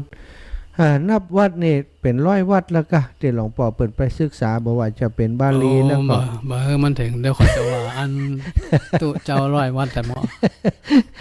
ก็ไปศึกษานะไปศึกษาแล้วหลวงพ่อนี่เป็นคนที่ถือว่าเป็นคนที่มีความจำดีมีทักษะในเรื่องของการอนุรักษ์รักษาเกี่ยวกับการเทศน์กันอย่างต่างๆได้หลายทำนองหนึ่งในนั้นก็ที่เคยได้ยินหลวงพ่อก็คือเปิ่นเวลาเปิ่นอย่างก็บอกเบิกเนาะสวดเบิกเนาะสวดเบิกนี่ก็แล้วเบิกก็สวดก็สวดแล้วก็สวดแบบบ้านเฮาที่วันนั้นเนาะสิยะเป็นทำนองแบบปืนเมืองเป็นโบราณของครูบาอาจารย์นี่ก็ไปตอนนั้นไปอยู่วัดจังแต้มสวดตอนนั้นหลวงพ่อก็ยังอยู่นะใช่ก็เลยได้ฝึกฝนละซึมซับก็เลยรักจำมาตัวอย่างสวดสิยานี่เป็นสวดอภิธรรมน่ะเนาะอภิธรรมแต่ว่าก่อนบ้านเฮามันจะมีอภิธรรมเนาะบ่เนาะเป็นสวดสิยาเรื่องธรรมะที่ชนมากันเล่นเกี่ยวกับเรื่องของนามธรรมมากกว่าใช่ๆรูปเวทนาสัญญาสังขารเฮานั่นว่านะเรื่องคนอินทรีย์แล้วนี่เป็นทำนองเมื่อก่อนนี่เปิ่นว่าคนเมื่อก่อนเวลางานศพนี่มันเงียบมันเหงาอีกอะเอาทุเจ้าไปสวดอย่างอีกล่อมคนที่ในงานเนี่ยฟังเหมือนครับเป็นทำนองเพลินไปกันเนาะก็มีส่วนอยู่ละทำนองสิยาเนาะก็ส่วนอยากนะสัทธาอาตมานี่ถ้าหูถึง เสียงก็ถึงเปิ้นอะยังหลวงพ่อเสียงก็ดีอยู่แหละเอาลองสิยาสักหน่อยแล้วหลวงพ่อสิยาสักหน่อยแล้วขึ้นสิยาทำนองสิยาแตกต่างจากกันกราบอย่างกี้ต่างใดโมตัสสะภะคะวะโต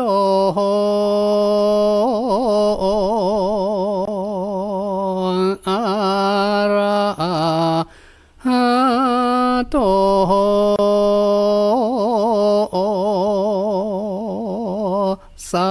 มมาสัมปุนทัสสะแล้วก็สีหยาบอะไรก็ตั้งจังหวะแล้วก็มากับ3 หนเนาะ3 จบอันนี้เป็นเสียงน้อยนึงเน้นเสียงเนาะสวดจะมีต้นเสียงมีลูกคู่มันก็มีเนาะมันทำมันได้กันก็จะถ้าว่าพร้อมกัน ทำไมหลายตัวถ้ามันได้เนี่ยมันยงถ้ามันได้พร้อมกันมันกลืนกันไปกลมกันไปนี่ฉะนั้นเวลาอย่างสีญาเนี่ยมันก็เป็นอันรูปลักษณ์เวลาสวดเขาก็นั่งเป็นวงนะเป็นวงตกวงก็ก่อนนั้นมันก็ถึงมีอันเสียงอยู่แล้วเนาะเสียงมันวิ่งเข้ากลางเนาะมันจะได้จุดโฟกัสตรงนั้นนี่ครับเสียงวิ่งเข้ากลางแตกออกแล้วก็อันนี้เหรอตีสวดเบิกเหรอทำนองเหมือนกับสีญานี่นะผมว่าเหมือนคล้ายๆอยู่คล้ายๆสวดเบิกมันก็แต่ละอันหวานหรือว่าแต่ละวัดก็ทำน้องต่างกันไปอยู่นะยิ่งต่างจังหวัดก็ยิ่งจะจังไม่ก็ไปทำรูปแบบลำปางก็ยังใครเหมือนเดียวกันแต่ก็พอจะฟังว่านี่คือสวดเบิกลำปาง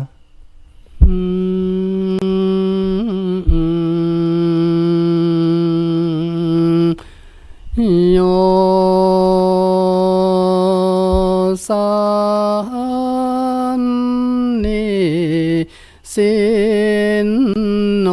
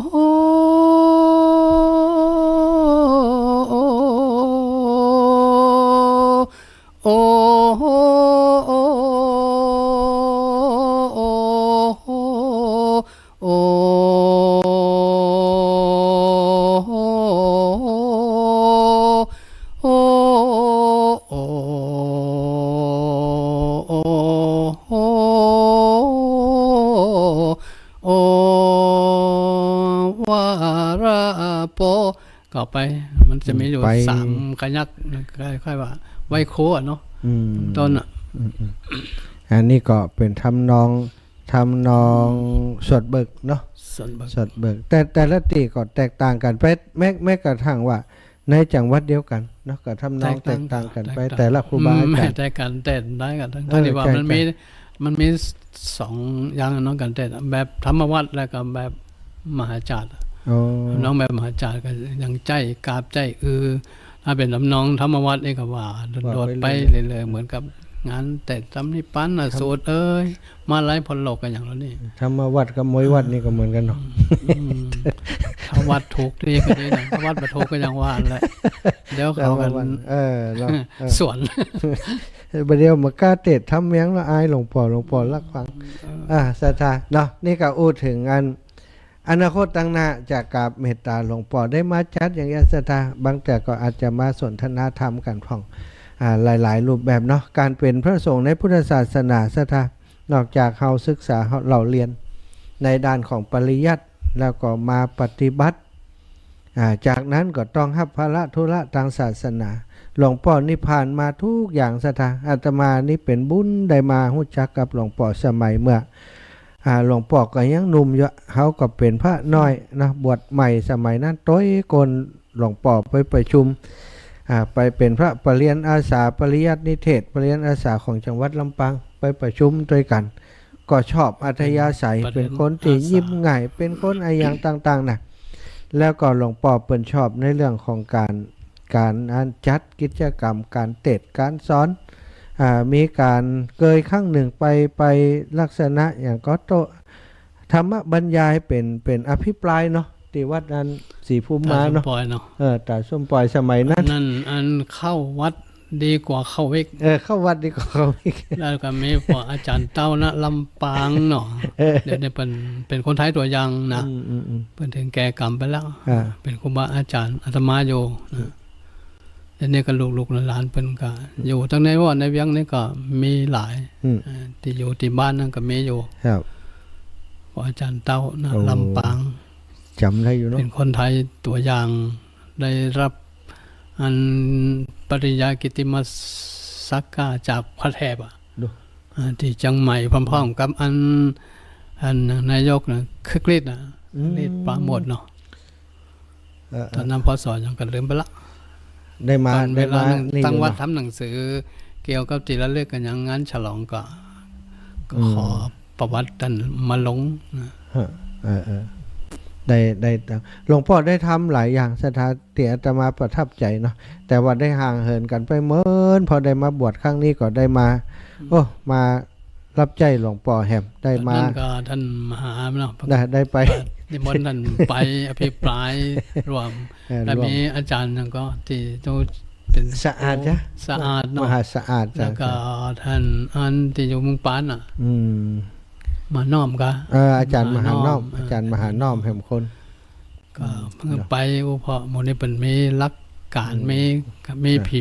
ผีปากวาทศิลป์ดีก็เลยนิมนต์ไปไปจ๋าเกี่ยวกับตั้งหัวข้ออภิปรายเอาไว้เข้าวัดดีกว่าเข้าวิก จำได้จะดีหรือเปล่า จำได้ จัดแถมกี่ข้างก็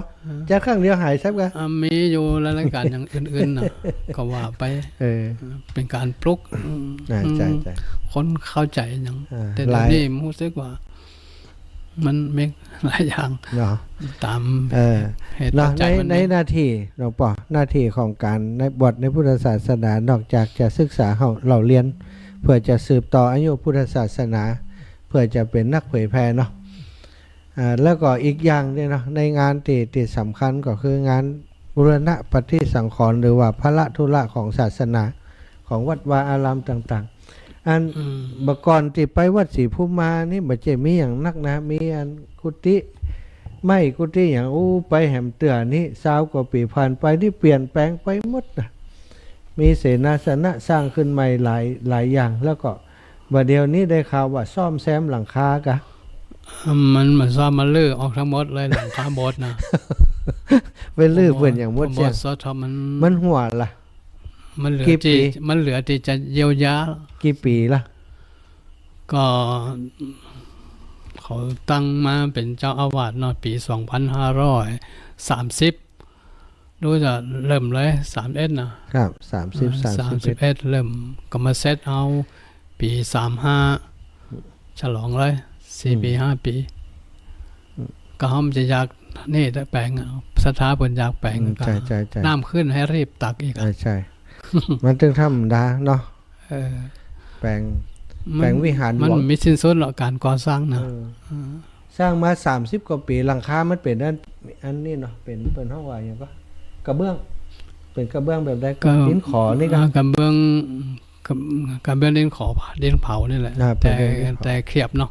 เคลือบ แต่เคลียบมันก็มาถึงก็แตกอ่ะแต่ว่าไอ้ก่อนก็กันฟ้าละแนงอย่างพวกนี้มันก็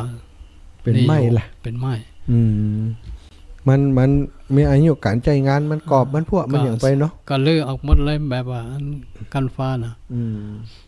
สลาว่าเอาออกหมดเลย แต่ก่อนนี่ก็ยังอยู่แต่เอาแสกเข้าไปแซมเข้าไปก็คือความแข็งแรงตรงนั้นเพราะตอนนี้ใจกับเบื้องเขาเรียกว่าอย่างก็เดิน เบื้องซีแพค ซีแพค ซีแพคนาเหมือนกัน มันนักนะเป็น แผ่น20 บาท ปุ่นปุจ้า20 บาท ความจริงมัน รา ตก คา แผ่น ก็อยู่ในเล้านั่นแหละ อ๋อเหรอ แบบมันกับโปรแป้งตัวใด ประมาณ20 แต่มัน บาท นักเองอะ นัก หลาย ประมาณ ตัน 5 กิโลนะ นั่นน่ะ ต่อแผ่น 3 4 5เนาะ แต่ว่ามันก็ทนนี่ด้วยนะถ้าไปต่อจากนี้ อยู่ ทนอยู่เนาะตอนนี้การมุ้งหลังคาอย่างต่างๆ ก็เป็นถึงไหนแล้วป่ะเรียบร้อยแล้ว มุ้ง ครับ นี่ดูจะเรียบร้อยเนาะ เรียบร้อยเนาะ แต่ก็ล้อตีสลาเขาจะเข้ามา ใส่ อีกทีมหนึ่ง จ่อฟ้าใบละกา ใบละกาปันลมอย่างเราเนี่ย โอ้ ติดตั้ง ก็ เนาะงบประมาณก็หลายตั้งอยู่กะ ศาลาเขารับเหมาไปตรงนั้นเนาะดูมันจะล้านสี่เนาะ โอ้ ล้านสี่ กะหลัง ก คา ระจาย อ ไป งเดีว ละ5 ปลายแล้ว 5 ปลายเนาะข้างแหม5 ปลายอ้อศรัทธาไผถูกหวยรางวัลที่1มาช่วยจุ ไปกำตะกี้ก็ยอมเขาก็โทรเข้ามา เออ ว่าเดี๋ยวจะขอใบละกาสักใบได้ว่า อ๋อโอ้ใบละกา ดูเหมือนยม ดี อา ใจ จารย์วิรัตน์นะ โอ้จ้ะ ขับคอร์ดอยู่แถวๆเนี่ยตั้งตำบลแถวๆบนตามบนเตอนี่เนาะ มันตาล่ะ ตำบลอย่างชมพูกะ ใช่มันตาที่ตำบลชมพูเลขที่ประจำได้ก่อนเอาศรัทธาเนอะศรัทธาญาติโยมทั้งหลายเนาะ ที่อย่าง เลขที่บัญชีของวัดศรีภูมิมาเนี่ย เข้าไปจำได้มันกันอยู่ในเฟซนั่นนะ ศรีภูมิมาเดี๋ยว ไม่ในเฟซนั่นนะ ศรัทธาญาติโยม เปิดวัดอะ อีปอยแม่ทั้งหลายเนาะอยากจะช่วยเหลือหลวงพ่อก็ก่อนนักหนาอันละนะล้านปลายนี่ศรัทธาเงินวัดก่อมมีนักก็อาศัยจากศรัทธาญาติโยมที่เป็นแฟนคลับของหลวงพ่อนั่นนะเป็นแฟนคลับเป็นคนติดตามรายการที่หลวงพ่อเปิ่นจัดเนี่ยก็ได้มาเป็นเจ้าภาพด้วยกันอาตมาก็หอมเปิ่นได้น้อยอาตศรัทธาบ่มีตังนักแต่ว่าก็จะทยอยประชาสัมพันธ์บอกกล่าวข่าวบุญนี่กับศรัทธาญาติโยมท่านอาจารย์ใหญ่ท่านพระครูอภิวัฒนวิกรมกับปารภว่าจะจัดกิจกรรมอะไรอย่างไปช่วยหลวงพ่อสักเตือฮะตั้งแต่หลวงพ่อเปิ่นลื้อหลังคาแปลงหลังคาห้องได้ช่วยเปิ่นสักอย่างกับใจนะนี่ก็คงจะมีโอกาสได้ได้จากันว่าจะไปช่วยหลวงพ่อในลักษณะใดศรัทธาก็คงจะจัดกิจกรรมอะไรอย่างสักครั้งหนึ่ง ได้ก็ขอกราบขอบคุณไว้ลวงหน้า ที่จะได้ไปจัดกิจกรรมที่วัดศรีภูมิมาของหลวงพ่อเนาะมันอยู่ในเครือข่ายอยู่ในครอบครัวเดียวกันนี่อย่างว่านะศรัทธาต้องเปิ่งปาอาศัยกันถ้าศรัทธาอยากจะมีส่วนเนาะในการร่วมบุญครั้งนี้หลวงพ่อเปิ่นก็เชิญไว้ในเพจของวัดศรีภูมิมาเนอะศรัทธาเข้าไปในวัดศรีภูมิมาเปิ่นก็จะมีเพจเชิญชวนว่าขอเชิญคณะศรัทธาผู้ใจบุญทุกท่านร่วมเป็นส่วนหนึ่งกับการฮื้อซึ่งลมเงาแก่พระศาสนาโดยการรับเป็นเจ้าภาพมุงหลังคากระเบื้องมุงหลังคาโบสถ์หรือว่าอุโบสถวัดศรีภูมิมาบ้านตาส้มปล่อย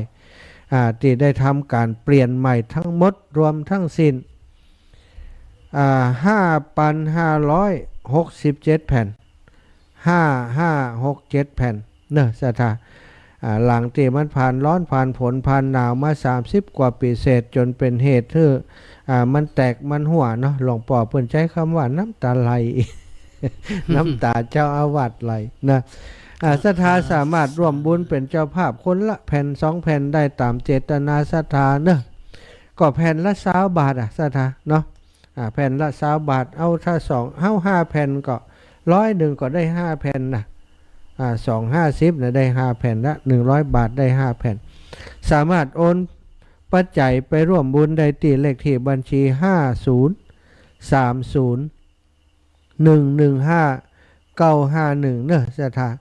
5030115951ศรัทธาสามารถโอนปัจจัยไปสนับสนุนช่วยเหลือหลวงพ่อได้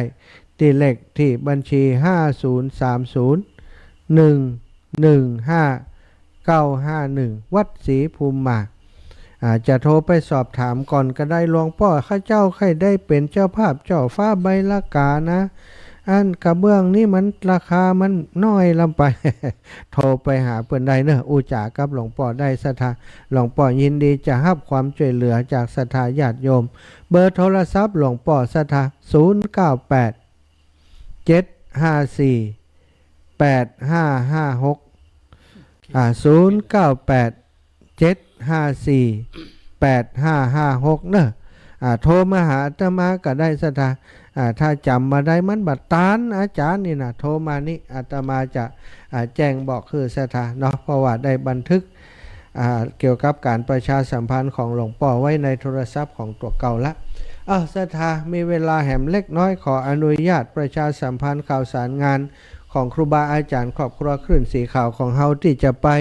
ธรรมสัญจรที่อำเภอฝางจังหวัดเชียงใหม่ในวันที่20 จะไปนอนที่วัดป่างปอยเนื้อสถาจะนิมนต์หลวงป่อไปตัวยนะจะฮือสถาได้พบปะครับหลวงป่อพระครูอุดมศิริทัศน์วัดศรีภูมิมากับสหายธรรมของเปิ้นหลวงป่อท่านพระครูปฏิพันธ์ธรรมทินหลวงปู่ดอยนะจัดเวทีฮือที่วัดอันป่างปอยจะได้โตวาทีกันสองเสี่ยวสองสหายสถาญาติโยมจะได้พระมหาเถระซึ่งเป็นที่เคารพนับถือของครอบครัวคลื่นสีขาวของเฮาที่วัดป่างปอยเหตุผลที่จะไปธรรมสัญจรที่หั่นก็คือเฮาจะได้สมโภชเฉลิมฉลองสมโภชอันแต้นธรรมาสเนสถาธรรมาสพร้อมกับแต้นตั้งแต้นวางนี่นะมีแท่นวางแล้วก็มีโต๊ะเคียงแล้วก็มีธรรมาสเรียกว่าเป็นธรรมาสชุดใหญ่ซึ่งครูบาอาจารย์ครอบครัวคลื่นสีขาวได้มีมติกันว่าจะซื้อไปถวายวัดพระพุทธบาทอุดมน้ำบ่อสาวาในโอกาสที่หลวงพ่อท่านพระครูสุจิตานุรักษ์มีอายุการพรรษา72 ปี6 รอบ72 ปีซึ่งจะถึงในวันที่22เดือนมีนาเขาจะถวายก่อนวันเกิดของหลวงพ่อ1 วันที่21วันที่20เขาพบกันที่ปังปอยสถาไผ่มาได้หอมเตื่อเขาไปหอมกันที่หั่นก็ได้แต่ไผ่อยากจะร่วมบุญมาก่อนเพราะว่าจะต้องไปจ่ายกะมัดจำจ่ายไปแล้ว 20,000 เนาะกะตัวธรรมาสนั้นพร้อมกับแท่นวางทั้งหมดนั่นนะศรัทธาญาติโยมตกอยู่ 60,000 บาทนะก็จ้างศาลาจ้างช่างเปิ่นนัดหมายกันจะรับในวันที่15ตอนนี้มีหลายท่านที่เปิ่นโอนปัจจัยผ่านตั้งอาตมามาวันนี้ทบัตตันประกาศสำหรับส่วนของอาตมาเนอะศรัทธามันศูนย์กันอยู่บันได้แยกออกมากำเตือศรัทธาก็บัดต้องเป็นห่วงอาตมาจะเรียบเรียงก่อนจะเขียนให้เรียบร้อยแล้วก็จะทยอยประกาศไปสำหรับในส่วนของเมืองฝางเนอะที่ผ่านกับโยมแม่จงดีเชื้อกันทาก็ได้หลายแล้วนะศรัทธาญาติโยมอีป่ออีแม่ตั้งหลายตะคืนอ่านไปรอบหนึ่งปรากฏว่าเปิ่นบ่ออนแอออกอากาศชกรรม ลืมวันจันทร์เป็นวันอังคารขออ่านต่อแหมหน่อยเนอะมีป่อสวัสดิ์แม่ขันแก้ววงคำ200 บาทนายสนันนางประภัยแสนคำ100 บาทนายบุญปั่นนางเกตแก้วหนอกแก้ว100 บาทนายสำราญ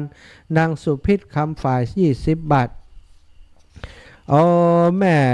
ม่จันเลื่อนใสร่วมทำบุญมานี่แล้วร่วมทำบุญกับเบื้องมุงหลังคาโบสถ์วัดศรีภูมิมา9 แผ่นหลวงป่อ180 บาทเนื้อเจ้าสาธุอีแม่นะได้เบอร์หลวงป่อแล้วกาเลขที่บัญชีอีแม่จดตันแล้วเนาะตะกี้นะถ้าจดตันเดี๋ยวตุลูกส่งไปให้เนอะเดี๋ยวจะส่งไปให้อีแม่ส่งไปแล้วเนี่ยปั๊บเป๊บเลยแม่จงดีเชื่อกันทาเดี๋ยวก่อนเนอะอ่านต่อแหมกำก่อนตะกี้แม่จงดีไปทางใดเสร็จแล้วใจเย็นถึงไหนตะกี้400วันที่29 มีนาแม่ผ่องปิมปลาแหม200 บาทจากบ้านป่าแดงตำบลบ้านหลวงแม่อายดูแม่อายก็หอมมาดังนั้นแล้วก็ปอดสวัสดิ์แม่ขันแก้ววงคำอันนี้ซ้ำกะนายสนันนางประภัยแสนคำนายบุญปั่นนางเกตหนอกแก้วนายสำราญนางสุพิษคำฝ่ายอันนี้ซ้ำแม่จงดีอันนี้ไผ่นี่แม่อุ้ยไลแก้วคำมูลแม่งอนฝางแม่งอนขี้เล็กหน่อฝางแหม200 บาทวันที่2 มีนาแม่แววเพ่งขุนทด100 บาทเพ่งขุนทด100 บาทแม่อัมพันธ์อินทะวงศ์100 บาทแม่ครูสุภวรรณปันทะ100 บาทแม่ชุนพิมานสิริบุญ200 บาทนายวัชรินทร์ปันทนนท์100 บาทแม่ไรสุดาคำ100 บาทแม่อัมภัยปินหอม20 บาทแม่ปันนายวิชัยชุ่มใจ50 บาทแม่ตอมคำมา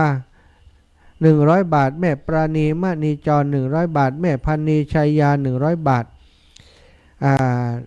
วันที่3 มีนาแม่วันดีการพัฒน์100 บาทแม่แสงลาดทาทน200 บาทแม่สีทรเปรมจิต 100 บาทแม่ครูทองทวีทองประภา100 บาทวันที่4ป้อกำนันบุญเรืองชัยเงินโป่งร้อนแหม300 บาทนะอันนี้สายงานของโยมแม่จงดีเชื้อกันทามีแหมหลายอยู่สถาก็คงประกาศบัตรตันอย่างใดก็ตามจะทยอยประกาศให้ได้รับทราบต่อไปเนอะตอนนี้ก็ขอเรียนเชิญศรัทธาสาธุชนทั้งหลายเนาะได้แจ้งกล่าวข่าวสารงานบุญไปแล้วสำหรับแท่นธรรมาสน์หรือว่า ธรรมาสน์ชุดใหญ่ที่จะไปถวายที่เมืองฝางศรัทธาญาติโยมถ้าเป็นที่อำเภอฝางนะติดต่อที่แม่จงดีหลวงป้อหรือว่าคุณโยมกนกพิชัยนาที่เมืองฝางได้แล้วก็ถ้าเป็นเวียงป่าเป้าหลวงปู่พระครูปฏิภาณธรรมทินแล้วก็แม่จิรพันธ์โมป้อปอนันนัชวินนะหลายคนแล้วก็ถ้าจะเป็นเชียงใหม่ท่านอาจารย์ใหญ่พระครูอภิวัฒนวิกรมหรือวัดตุลุงยองก็ได้ถ้าเป็นลำปางอาตมาภาพอาสาเนาะเป็นสะพานบุญฮือศรัทธาท่านอาจารย์สาธิตก็ได้ครูบาอาจารย์ที่จัดรายการใน106.50ก็พร้อมที่จะบริการศรัทธาเนอะเอาสะดวกที่ไหนก็ไปที่หันโทรมาหาอาตมาได้อย่างเบอร์โทร 0808844173 นี้ศรัทธาจะร่วมบุญร่วมกุศลด้วยกันก็แจ้งมาวันนี้บัตรตันประกาศสำหรับศรัทธาพี่น้องที่ให้หอมมาพี่น้องแม่ปุ่มหลวงแม่ปุ่มสันติสุขแล้วก็กาดโป่งบ้านจูดบ้านโป่งใต้ไว้อาตมาจะจัดรายการในช่วงอื่นจะประกาศให้ทราบอีกต่อไปเนอะศรัทธา 0808844173 เหลือเวลาแหมประมาณ10 กว่านาทีก็คงจะได้แหมสัก 4-5 สายพี่น้องต่างเมืองน่านอีพ่อรับแล้วยังป้อนานประเสริฐนาน้อยพี่น้องพะเยาพี่น้องต่างเจียงไฮ้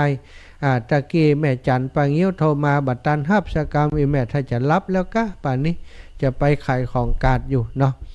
แม่ย่านางแม่นางคำอ้ายหลับหรือยังถ้าบัตรรับก็โทรมาเนอะพี่น้องต่างเวียงป่าเป้าพี่น้องต่างเมืองฝางนี้จะฮับสัญญาณถ้าจะตัดไปแล้วเมืองฝางตอนนี้เนาะพี่น้องต่า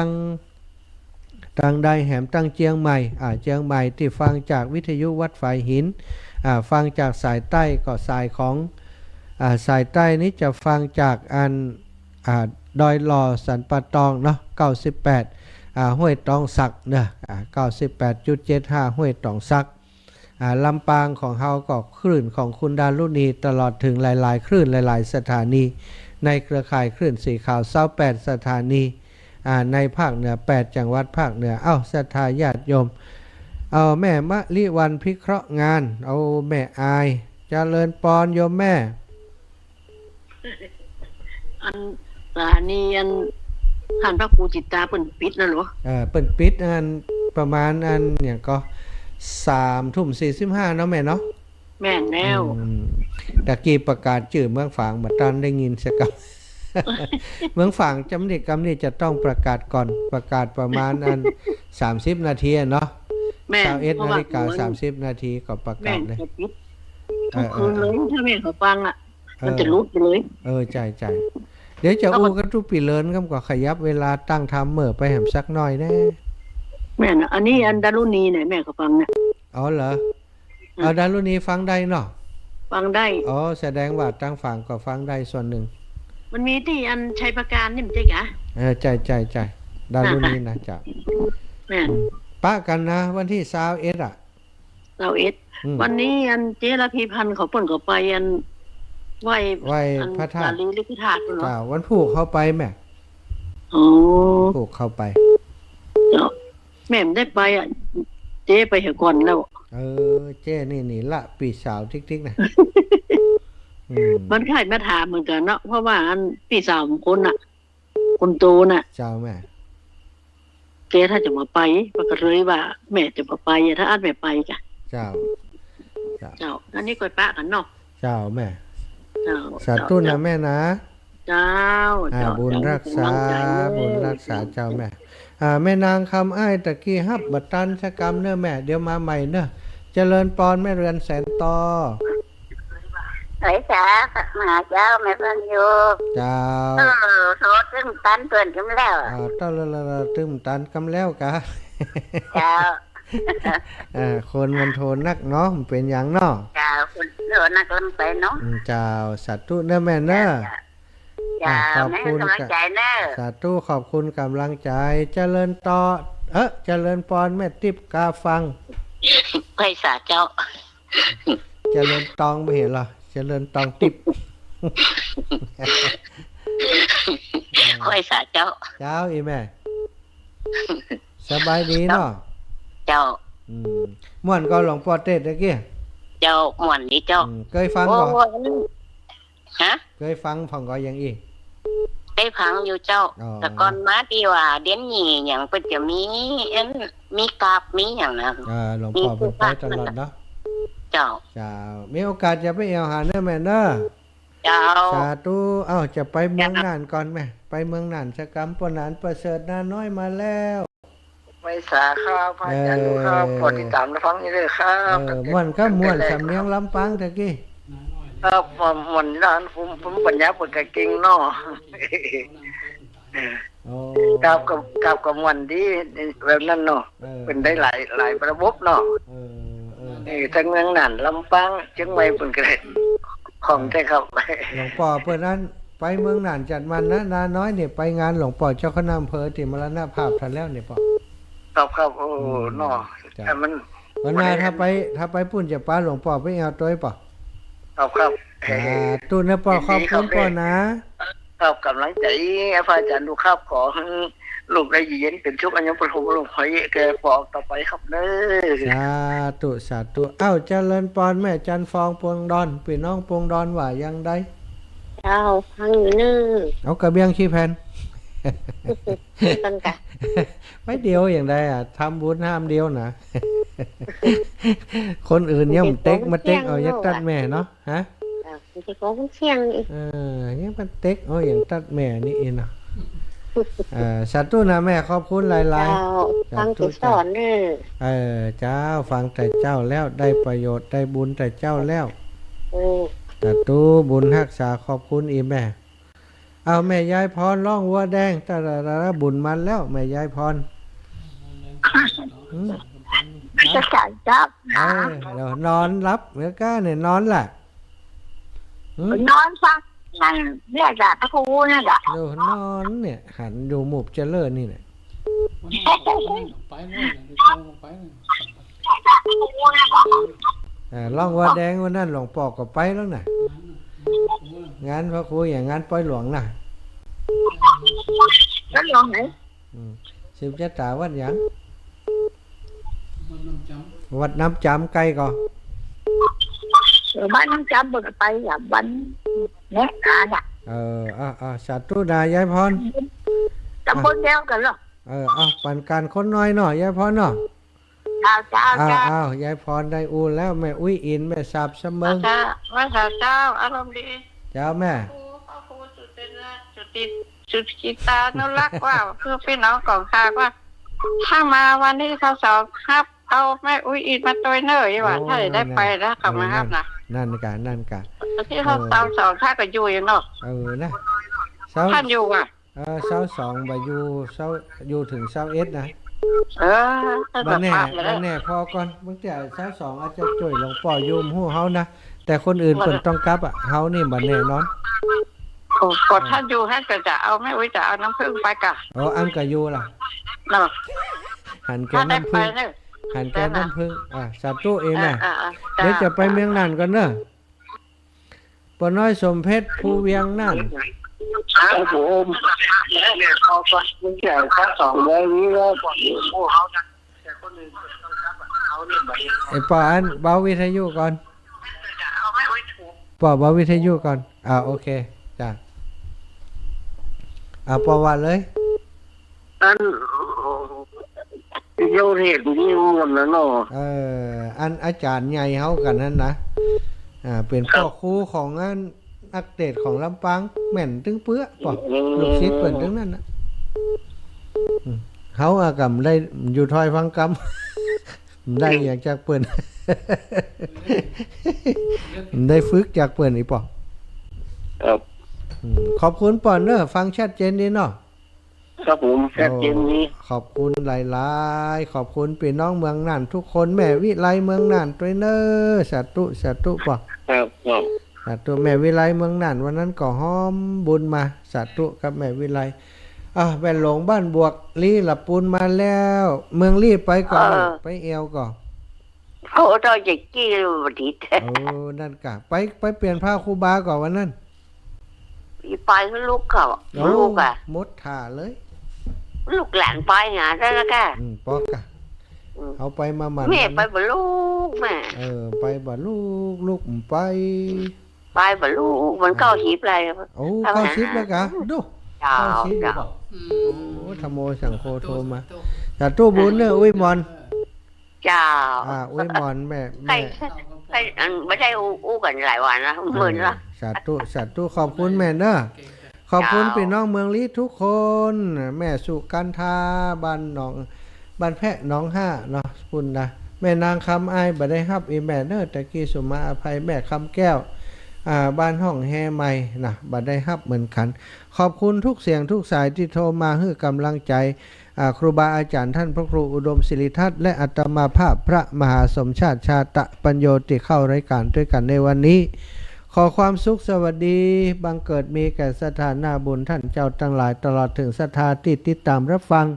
ทาง Facebook ไลฟ์โดยทุกท่านทุกคนเด้อ